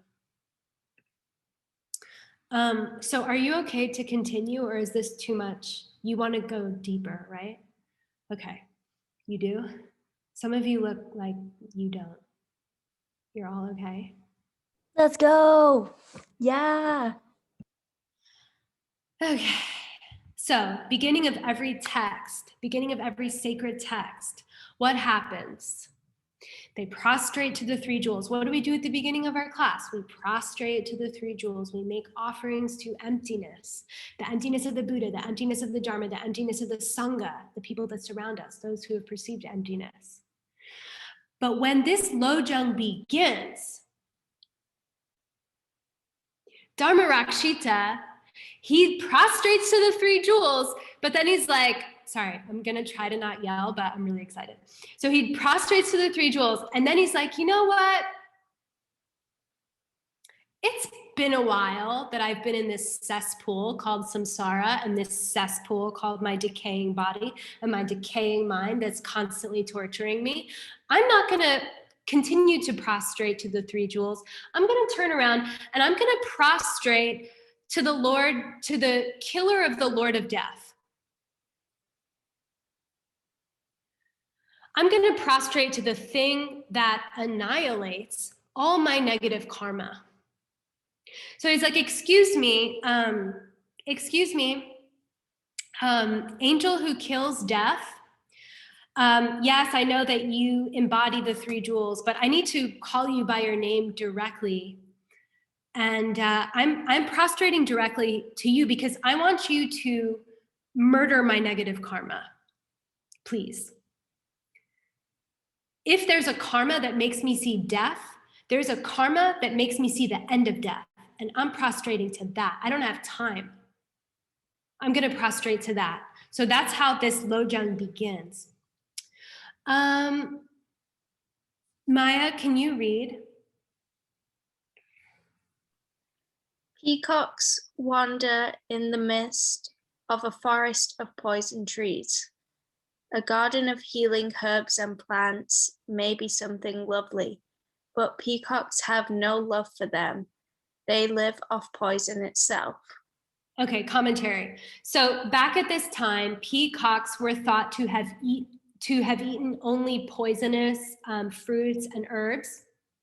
And that's where their beautiful plumage came from. That they were actually like these weird psychedelic birds that were just like eating poison, and somehow they could tolerate it and the other animals couldn't. And it brought this beauty. And so the peacock became a metaphor for a bodhisattva. The peacock became a metaphor for someone who has bodhicitta, the wish for enlightenment for the sake of all beings. And so they say, like, a bodhisattva, and we covered this a little bit at the end when Geshe Chikawa was like, as he's dying, he's like, may the pain of the world ripen upon me. Like, I'm praying to get to the worst hell realm. And if you've studied the hell realms, you know like how disgusting they are. And they're happening right now. We don't have the karma to see them, but they're happening right now. And he's praying and praying and praying and praying. Let me take the poison. My heart is too broken. I can't see these beings being tortured anymore by their past karmas. Just please let it ripen on me. If there's a way, just put it on my body, put it in my mind. Like that. And what happened to him? He couldn't get to the hell realm. Even as he was fervently praying, all he could see was the paradise, was a Buddha's paradise in front of him. So that's what's happening here. It's like the bodhisattvas are so sick and tired of suffering. They're so tired of seeing their mothers and their brothers and sisters and friends suffering that they say, just let me eat it. I'll take it. Put it in my body. Put it in my mind. Can you continue, Maya? Bodhisattva warriors are the same. A garden of comfort and pleasures may be something lovely, but the warriors have no attachment for them. They live off a forest of pain. Keep going. The kings of cowardice who pursue comfort and pleasure find themselves transported instead to pain. Those mighty warriors who pursue pain for others find themselves forever surrounded by bliss, by the power of their courage. So it's like there's people that, you know, in this world, or maybe like we're like this. It's like, I really don't want to be around those people. Like, they're really difficult to be around. I just want to be with the people that make me feel good. And I just want to do the things that make me feel good. So I'm going to follow those things around, and I'm going to avoid all of the people who make me feel like a little bit uncomfortable. I don't really want to deal with the mental illness thing. I don't really want to deal with like the fact that you have money issues or that you're dealing with this or that. Like I feel bad and I'll give you 5 minutes, but like I really need to go and do the thing that I love that makes me feel good. And that's not a bodhisattva. A bodhisattva wants to be near that suffering so that they can alleviate it. They don't need to follow pleasure around. It's inconsequential to them because they're so motivated. They're so inspired to remove the suffering of all beings that they don't really need to seek pleasure and comfort anymore. It's all about the other beings. And the result of living this way, the result of dedicating your life to removing pain from other people, is just that you become more and more blissful. It's like building up your endurance to poison. What's the example I can give you?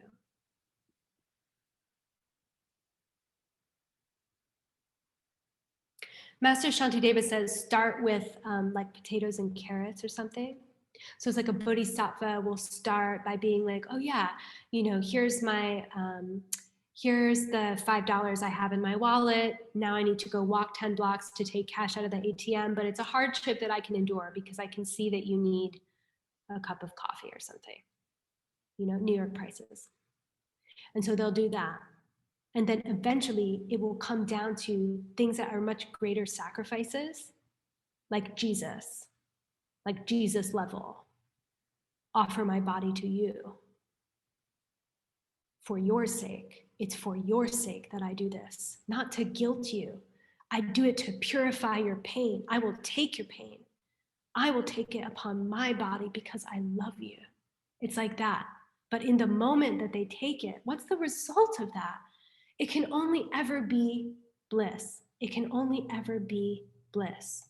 Okay, still going. Maya, you can continue here. Now in this place, desire is like a forest of poison trees. Bodhisattva warriors like peacocks are strong enough to take it. Cowards, though, are like the grove, for these same leaves are death to it. How could those who only think of what they want themselves ever have the strength to eat this poison? Yeah, so Dharma-Rakshita is like, are you strong enough to take on the suffering of other beings, or do you only care about your own, your personal desires only? And they say that people like that, they're like crows. They'll die. They can't handle the poison. But if you're motivated by bodhicitta, if you're motivated by compassion, this gives you the ability to transform the pain and suffering into bliss. That was the same, isn't it? No, okay. Who's next? Chrissy? The same is true with all the other mental afflictions there are. These are enough to threaten the life of nirvana for those like crows. The peacock bodhisattvas, though, turn the poison forest of their mental afflictions into opportunities and food to keep them strong. They keep them into the forest of this vicious circle of life. They make it an opportunity and thus destroy the poison.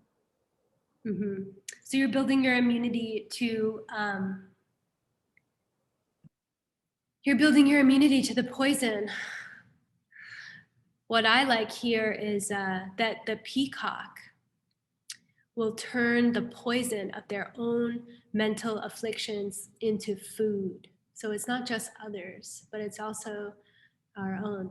It's this like, oh yeah, cool. Okay, you're anxious now? Okay, let's destroy that for the sake of all beings. Oh, you're scared? Let's destroy fear for the sake of all beings. Oh, you're sick?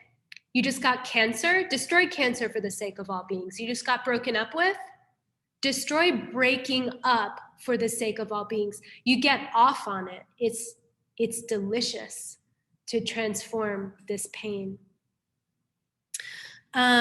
Okay, so now we're about to go into correlations, and this touches on something that I described earlier in the teaching, which is the difference between how something occurs and why something occurs, right? So this is a cup of tea from 3 Jewels, and I'm drinking it.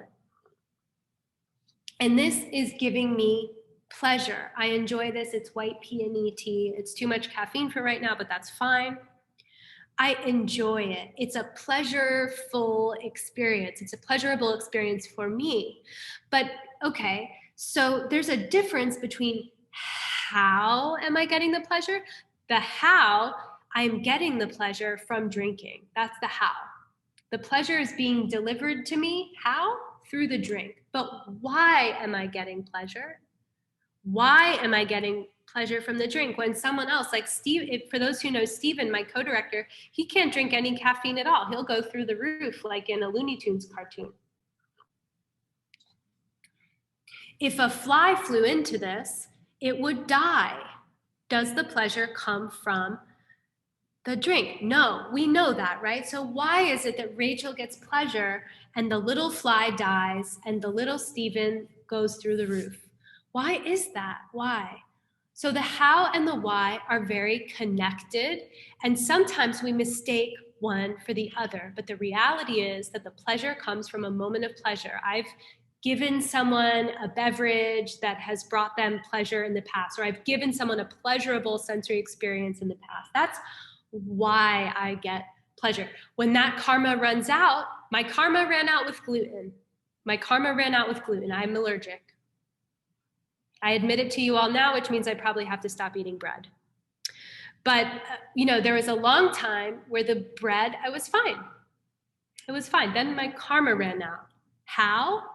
The bread, now I'm allergic, cells are doing things in my body. Why? And we'll get to it. So we're at 9:30. Do you want to keep going? Do you want to finish? It'll probably be another 20 minutes. Okay, if you want to leave, you can leave. I wouldn't, because it's going to get real cool. And you'll get to learn all the correlations. Who wants to do it? Unmute yourself. I can read. It's Rebecca. Okay. Realize now that grasping for yourself is the henchman of the devil and keeps you here in this vicious circle, helpless to help yourself. Run now far from the state of mind that only wants what's good for me, that only wants what feels good, and happily take upon yourself any hardship for others' sake. So the henchman of the devil here is the grasping to myself, only wanting me to be happy. Karmically, my desire for me to be happy, I'm the center of attention, not you. To hell with all of you. I just want to be happy. That's the thing, that very thing is what guarantees that I will never be happy. Give away what you love because you didn't get it any other way. There's no other way to get things that you love aside from giving them away. And in that way, the hardship becomes a bliss. You know that you're creating more bliss for yourself. Rebecca, can you continue, please? The mass of living beings are just like me, driven on against their will by karma, minds forever filled with negative thoughts. Let me take now all their pain and throw it down in heaps upon the head of the part of me that wants only me to be happy. So he's like, take the pain and destroy the part of me that's creating pain. Use the pain to destroy the creator of pain. You can keep going. Whenever I feel myself being carried away by what I want, may I stop myself and give away my own happiness to others.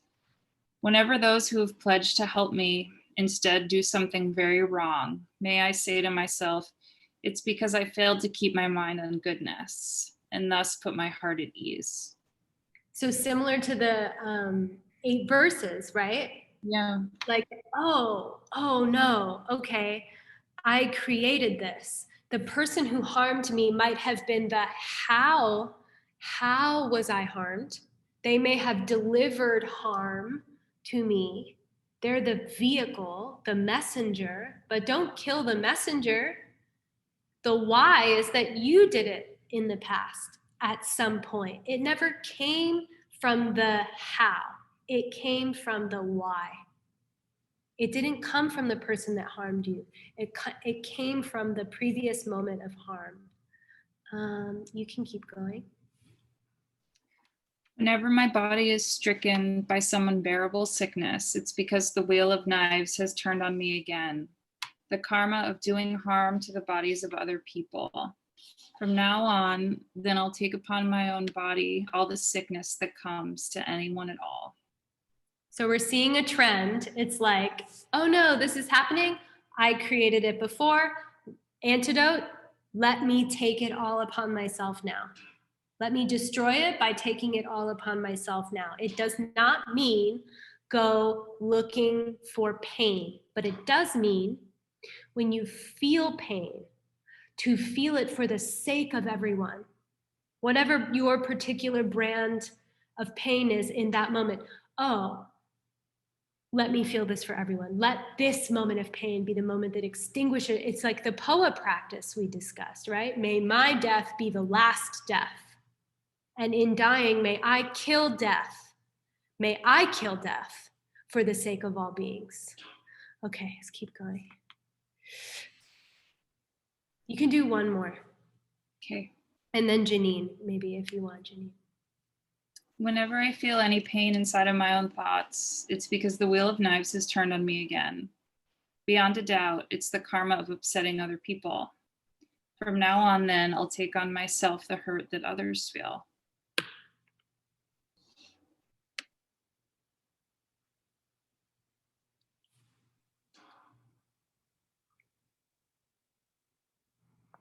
Janine, we can't hear you. Something's going on.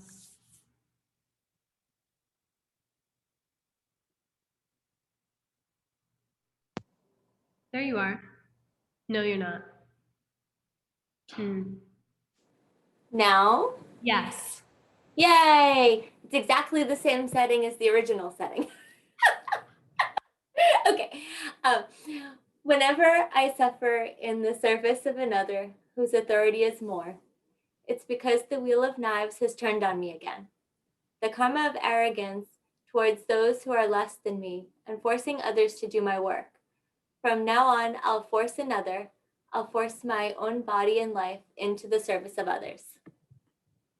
Okay, can you keep going for a few more? Mm-hmm. Thanks. Whenever an unpleasant word from another comes and reaches my ears, it's because the wheel of knives has turned on me again. The karma of mistakes I've made and different things I've said, divisive talk and such. From now on, then the only thing that I'll talk bad about is what I say that's wrong.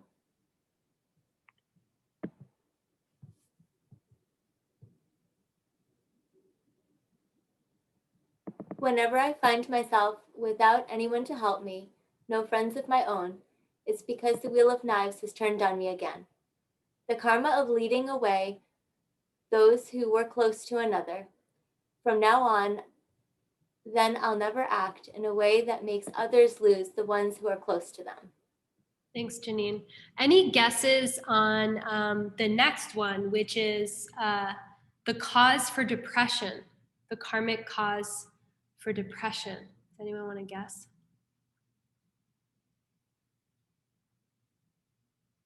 Meaningless talk. Okay, Nikita, can you read the next one? When I can't think clearly, when I feel depressed at heart, it's because the wheel of knives has turned on me again.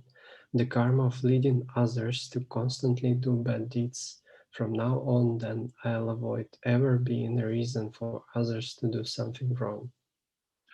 Okay, can you go again?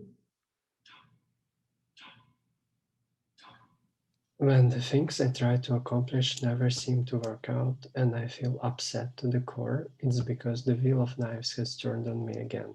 The karma of obstructing the work of holy beings. From now on, then I'll give up ever being a hindrance to them. Okay, John Chris. When no matter what I do, my Lama never seems pleased, it's because the wheel of knives has turned on me again.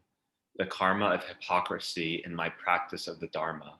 From now on, then, I'll try to be less insincere within my spiritual life. And the next one? When everyone around me seems to criticize my every move, it's because the wheel of knives has turned on me again. The karma of not caring from my own side, whether I'm good or how what I do affects others. From now on, then, I'll avoid doing any actions that are inconsiderate. Sachi? When it happens that as soon as I bring together a group of people around me, they begin to strive against one another, it's because the wheel of knives has turned on me again. The karma of wishing ill on others and splitting people into sides. From now on, then, I'll never wish ill on others, but only do them well.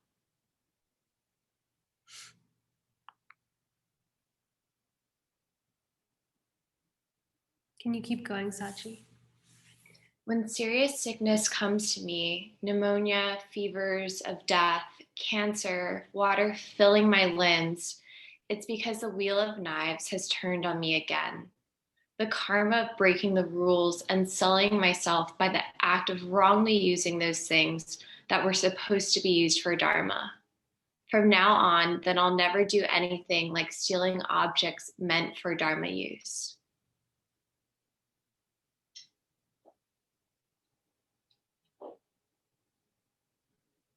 When suddenly I'm stricken by migraines that rack my body, it's because the wheel of knives has turned on me again.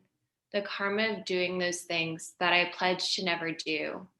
From now on, then, I'll avoid every non-virtuous act. Someone else?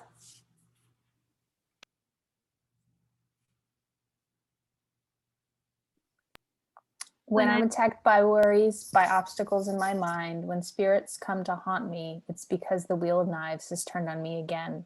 The karma of doing wrong deeds toward angels and around the teachings of the secret word. From now on, then, I'll stop all the negative thoughts that wander throughout my mind all day. How do we know who an angel is? We don't. So we have to treat everyone as if they were. Right. Next one.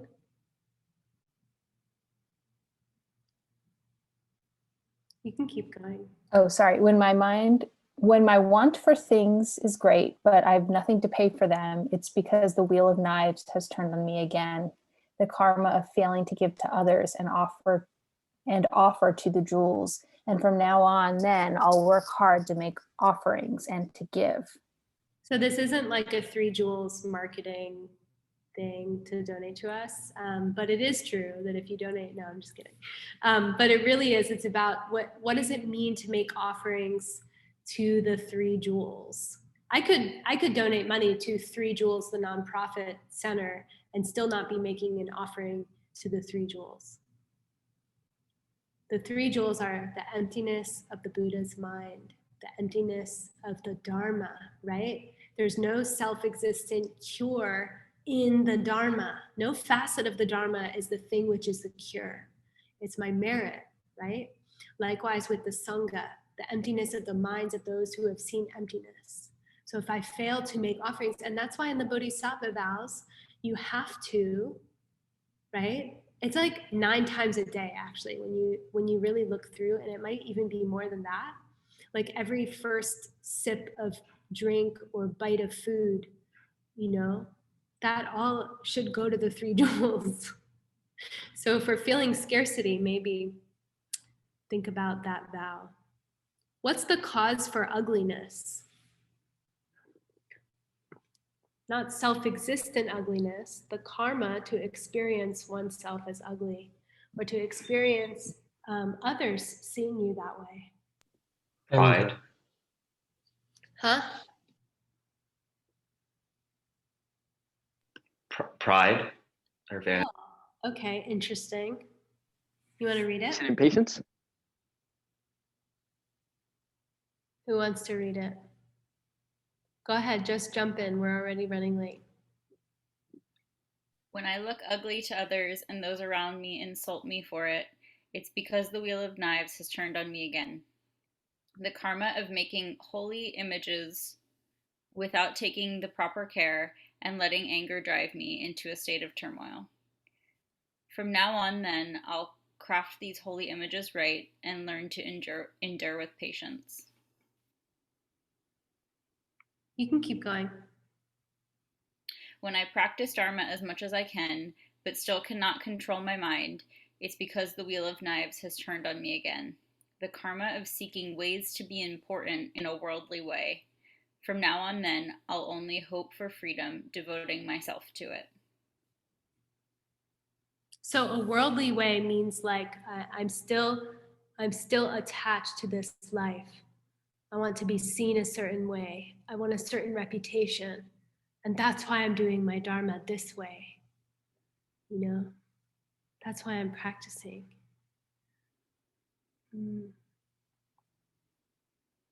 Okay. You can keep going.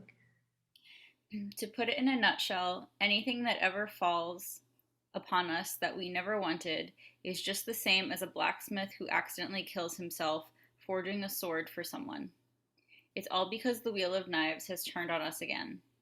Decide then that from now on, you'll be careful not to commit a single negative act. So it's like you're creating a weapon to kill someone else, and then you fall on it.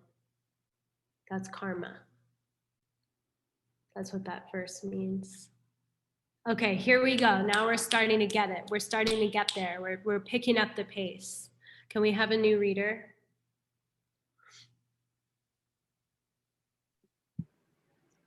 I can read.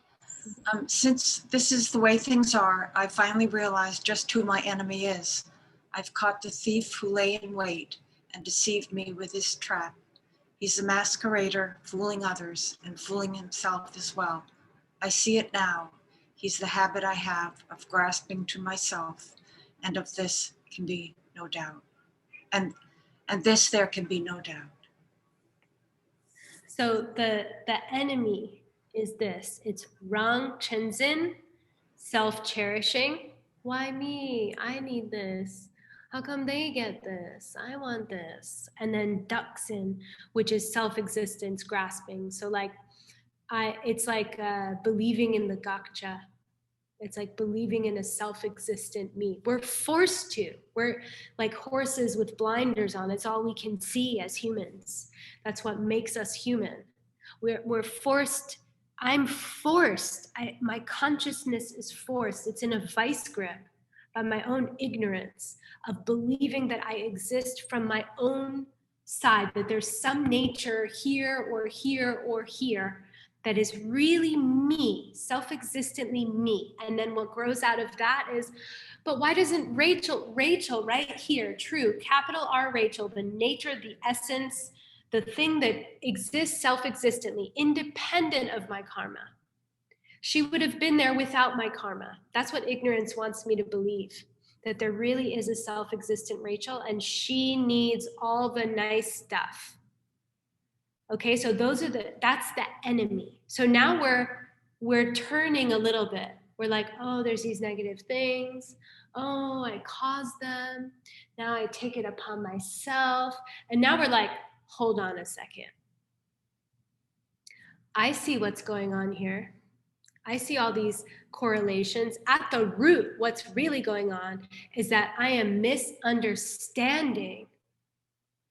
I'm misunderstanding. And I'm grasping. So now we meet this angel. Who wants to read? Anthony.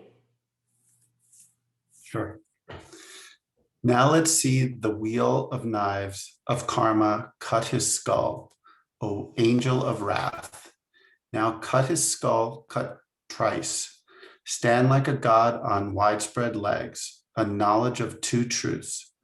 Stare in hatred with two eyes, of method and of wisdom. Open your jaws and show your fangs, four powers of confession. Skin them deep within the flesh of this my hated foe. So this is where it gets really heavy metal. And if you're a little bit like don't want the violence or the intensity, this is the time to leave. We have maybe 10 more minutes. But this is where Dharmarakshita turns up the heat and he's like, hold on a second. Slayer of the Lord of Death, Yamari, meaning king of the Lord of Death, or Yamantika,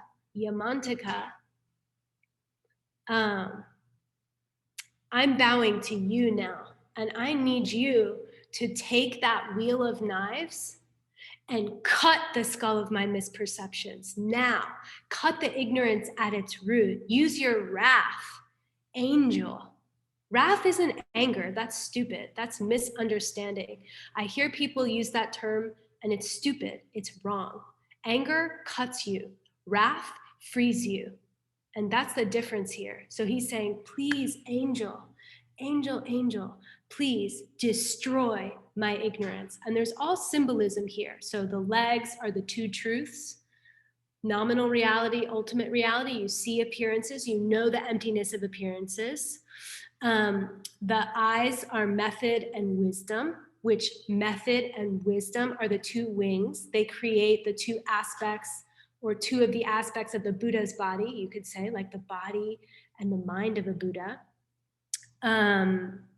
The four fangs are the four forces of purification, right? So you learn that with Sarah on Monday mornings at 9 a.m. And it's in your 7 ingredients practice. And then cutting it thrice. This is something that Hannibal asked when we first learned this together. It's the significance of the 3 times that it's being cut is that it gets you to stop doing bad stuff, start doing good stuff, and purify the things which you have already done. So let's continue. Zoe? I call on the king of the secret knowledge and secret words that work to torture all these enemies. There is no freedom here in the woods of the vicious circle of life. Take up in your hands the wheel of knives. Take up the wheel of karma. Speed to the side of my foe.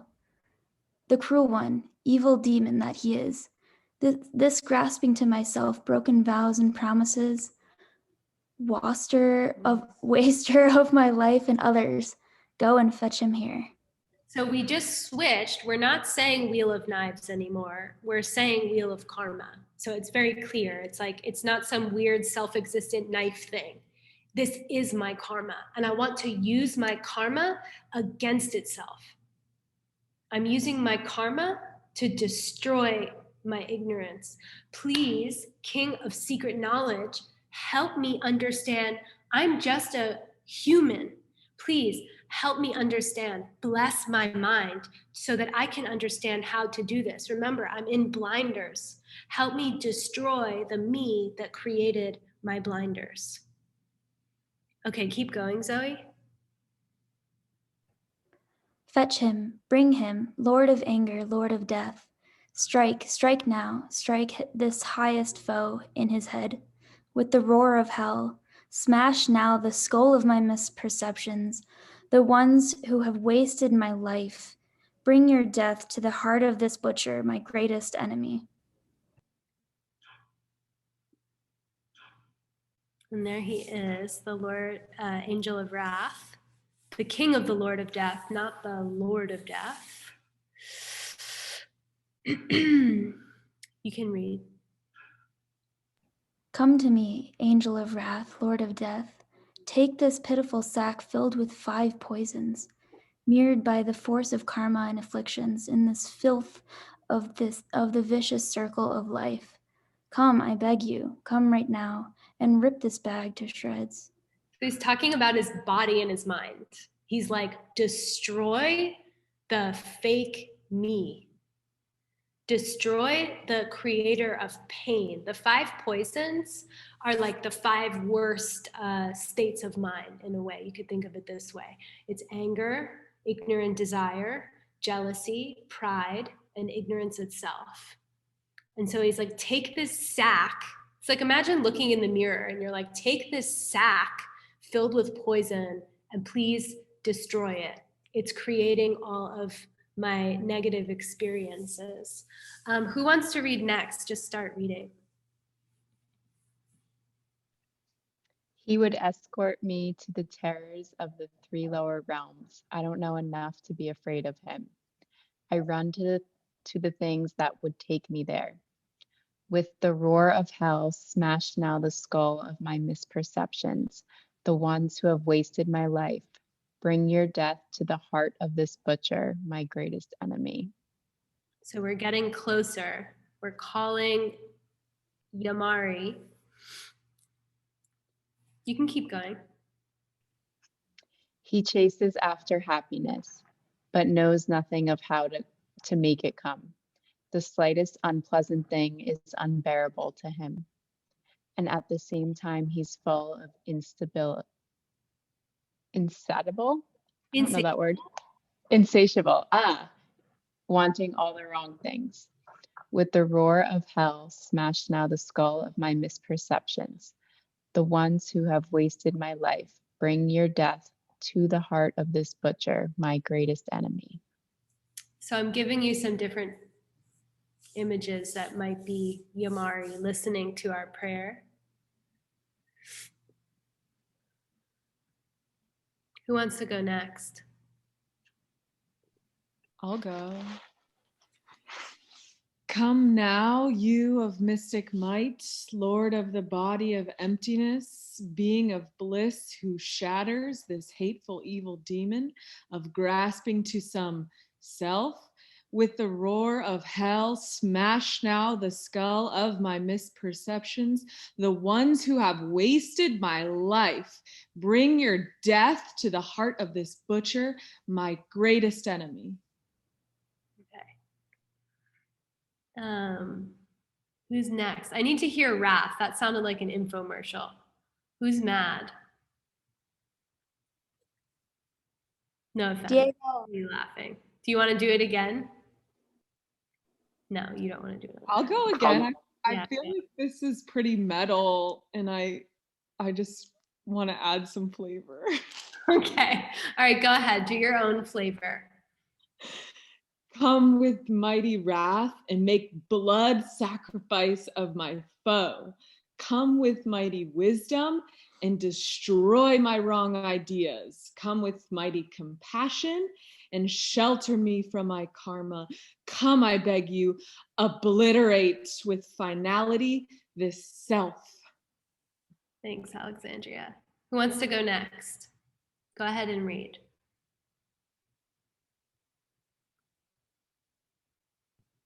And so I have used the art of reasoning to learn with certainty who it is that lies behind every problem in my life.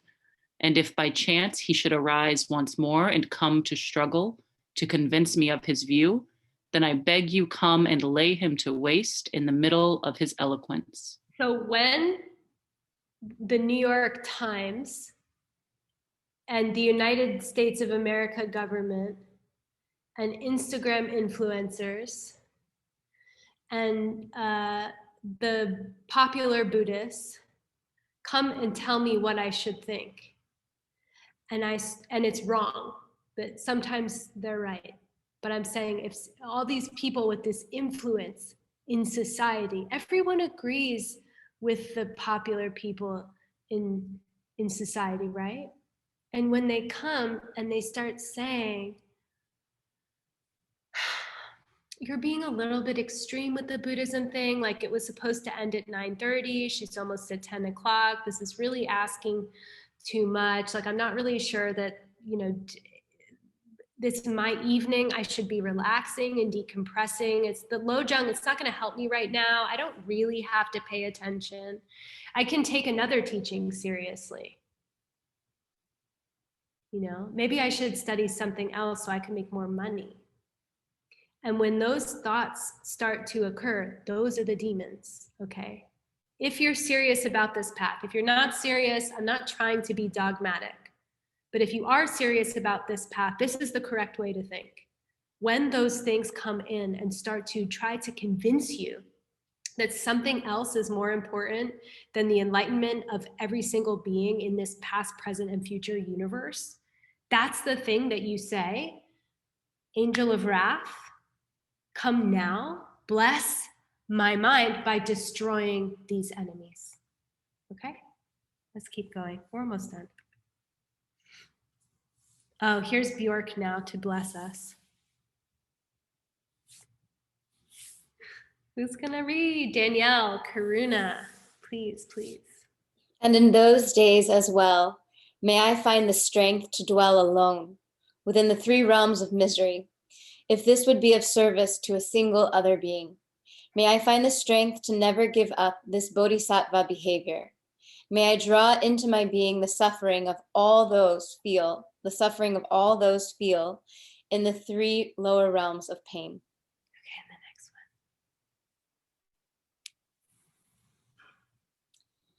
And in the very moment after I arrive in the realms of hell, may the hell guards look upon me and see their holy Lama. May the rain of weapons they release upon me turn into a shower of blooms before they land. May I stand untouched. May peace and bliss then spread throughout my heart. And then, oh. All right. Did I skip one? No, I think, yeah, you got it. You're good. Okay.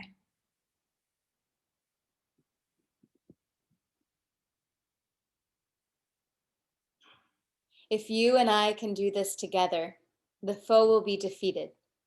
If you and I can do this together, our misconceptions will be destroyed, and we will meditate together on the wisdom that sees no self, and we will both together attain what brings us to the body of voidness. Nice. I think I'm gonna skip a few, or do you want to go all the way through? You want all the way. All the way. Okay, so let's keep going. Danielle, can you do the slides? There's going to be a few that are like very clearly about emptiness. Can you read those? So he's about to go through and sort of remind us of a bunch of the different proofs of emptiness so that he can say, like, remember, this is karma, this is emptiness, this is karma, this is emptiness before the Lojong ends. So go ahead, Danielle. Thank you. Think now. Everything we see is something that happens from something else. Understanding that everything comes from something else is to see that nothing exists by itself alone. Things come, things go. But nothing is what it seems. Everything is an illusion. The face in a mirror is no face itself. When you spin a burning stick and see a solid crimson circle, it's only as real as an image seen in a looking glass.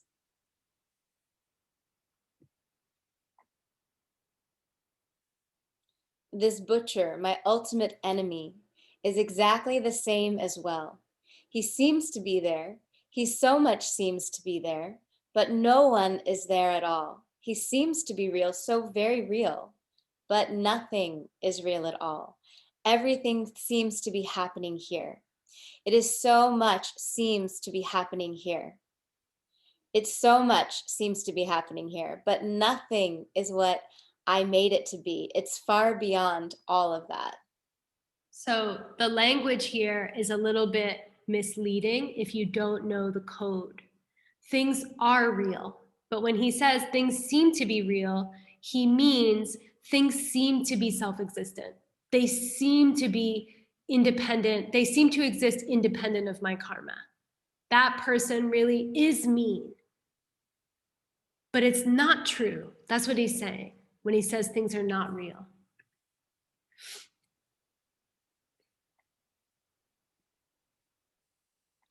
There is no wheel of karma here at all. Nothing is anything. Nothing is this or that. It looks like the moon itself is floating in your teacup.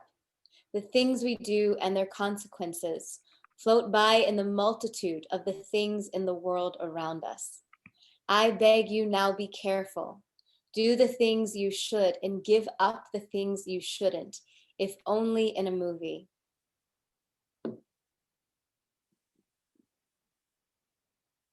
Maybe let's switch to someone else because Danielle has read a good amount. Anyone just jump in? I'll read. Carefully. Oh, go ahead.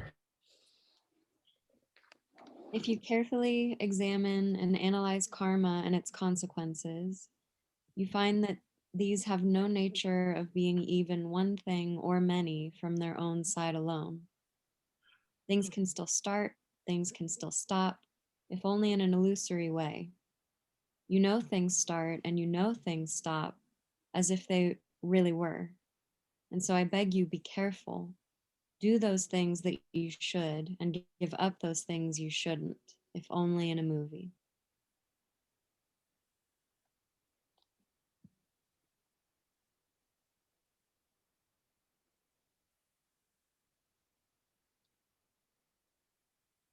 Go ahead, Carly. I just got it. I have a little lag. Oh. Think of filling a water pitcher with single drops of water. The pitcher isn't filled up when the first drop drops. Neither is it the last that fills it, nor any other of the drops alone. It's when the whole is done, when things that come from others have come from the others, that the pitcher is filled. So that's karma and emptiness again. Go ahead. Neither things that the mind perceives, nor the mind itself, have any real nature of their own. There is nothing you should practice. There is nothing you should give up. Strip everything of your perceptions. Leave your mind as it came from the beginning that never was. Don't confuse things by trying to understand them. Live in a place called as it is, and then you will become a high and holy being. So this is easy to misread, right? If there's no interpreter like Lord Atisha, because it sounds like he's saying, don't practice, don't give anything up. Like, don't worry about your vows. Your vows said, don't do mind-altering substances. Your vows said, don't kill, don't have sex with other people's partners. Don't worry about that. Nothing to give up. It's all an illusion. Not the teaching. Okay, they're saying it is an illusion. That's how it functions. Everything that hurts you is an illusion. Everything that feels good is an illusion. So you have to play in the game of the illusion. There's the laws of karma. They are also empty of a nature, but they do function. So if I harm someone, I will be harmed. Doesn't matter that it's a projection. Things were a projection and they worked that way before you ever heard things are a projection. So he's saying, don't get confused by emptiness and suddenly think that it's okay to yell at people and it's okay to treat people in a way you wouldn't want to be treated. You have to keep your samaya. If you have vows, you have to keep your samaya, keep your promises that you made. And if you don't have vows, then it's a matter of treating others the way you'd like to be treated. He's not saying don't do anything. He's saying don't do it in a self-existent way. Remember that the purity and the beauty and the bliss doesn't come self-existently from the vows. Remember earlier in the teaching, he says, well, when you've been practicing so hard and you still can't control your mind, there's a cause for that. The Dharma's still there, but you don't have enough kelwa, you don't have enough virtue. Remember, the engine runs on virtue. It runs on helping others. It runs on helping others. Okay. And that is the end.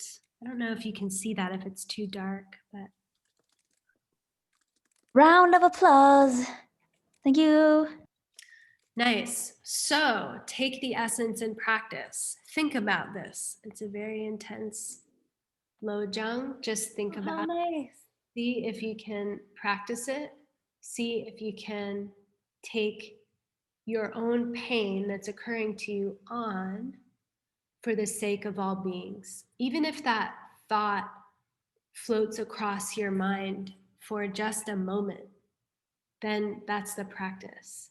Eventually, when you can have it for just one moment, then you'll be able to sustain it for much longer and longer and longer periods of time, just like the poison, right? Just like the poison in the peacock at the beginning. It's not saying torture yourself for the sake of all beings. It's not what it's saying. It's something a little bit more subtle. Always, always on the foundation of karma and emptiness. Okay. You did it. You were patient. We're going to end. Sarah's going to guide you through a meditation on Monday where you can workshop 3 or 4 of the most serious problems in your life and where they must have come from. In the reading, there's actually a grid where you can like go in and find the karmic correlation to different issues. But we went through some of them, right? If I'm depressed, I've led others to do bad deeds. If I'm ugly, if I feel ugly about myself, then it's because when I created sacred images, I didn't do it with enough care, and so on and so forth. This is old. Okay, let's dedicate. Who wants to do it? Someone who didn't read, maybe? I think Grace is here now. I think Grace is here now. Okay. Okay.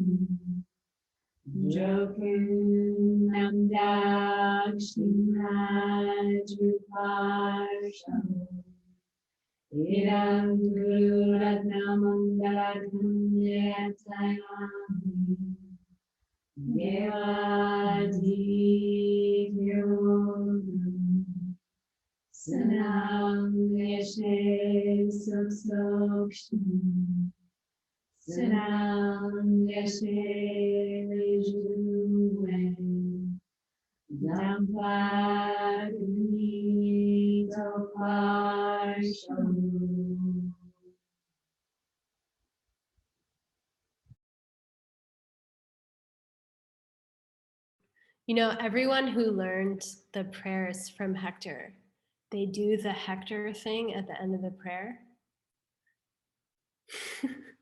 It's funny. Like if you hear other people, I mean, it's good, you should do it, but What it's is just the Hector thing? the shoke.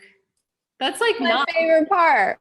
I mean, it might be a thing, but I don't think it's a thing. I think it's like the way Hector, like, because, you know, he's a trained singer, like when he was younger. So if you ask him, like, and he'll do it, he'll go off, like listening to opera music. And like, some of you have heard him before, but anyway, so that's I think it's his personal intonation. I can ask him. Anyway, he's in retreat right now. So what I'd like to do is maybe just very briefly say do like just a little video where we just set, oh, he said there is a reason in MTT. Oh, sorry. I thought it was just him being like a magician. Okay. Can you guys just say hi to Hector?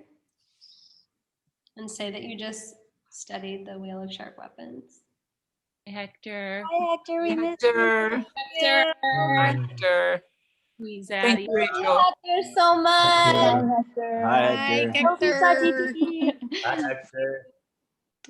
We love you. All right, everybody. Thanks for staying so late. I will see you next week. We're going to talk about literal and figurative teachings and how to interpret the words of a Buddha. All right, to then. Thank you, Rachel. Thank you. Thank you, Rachel. Thank you. Good night, everyone. Bye. Thank you.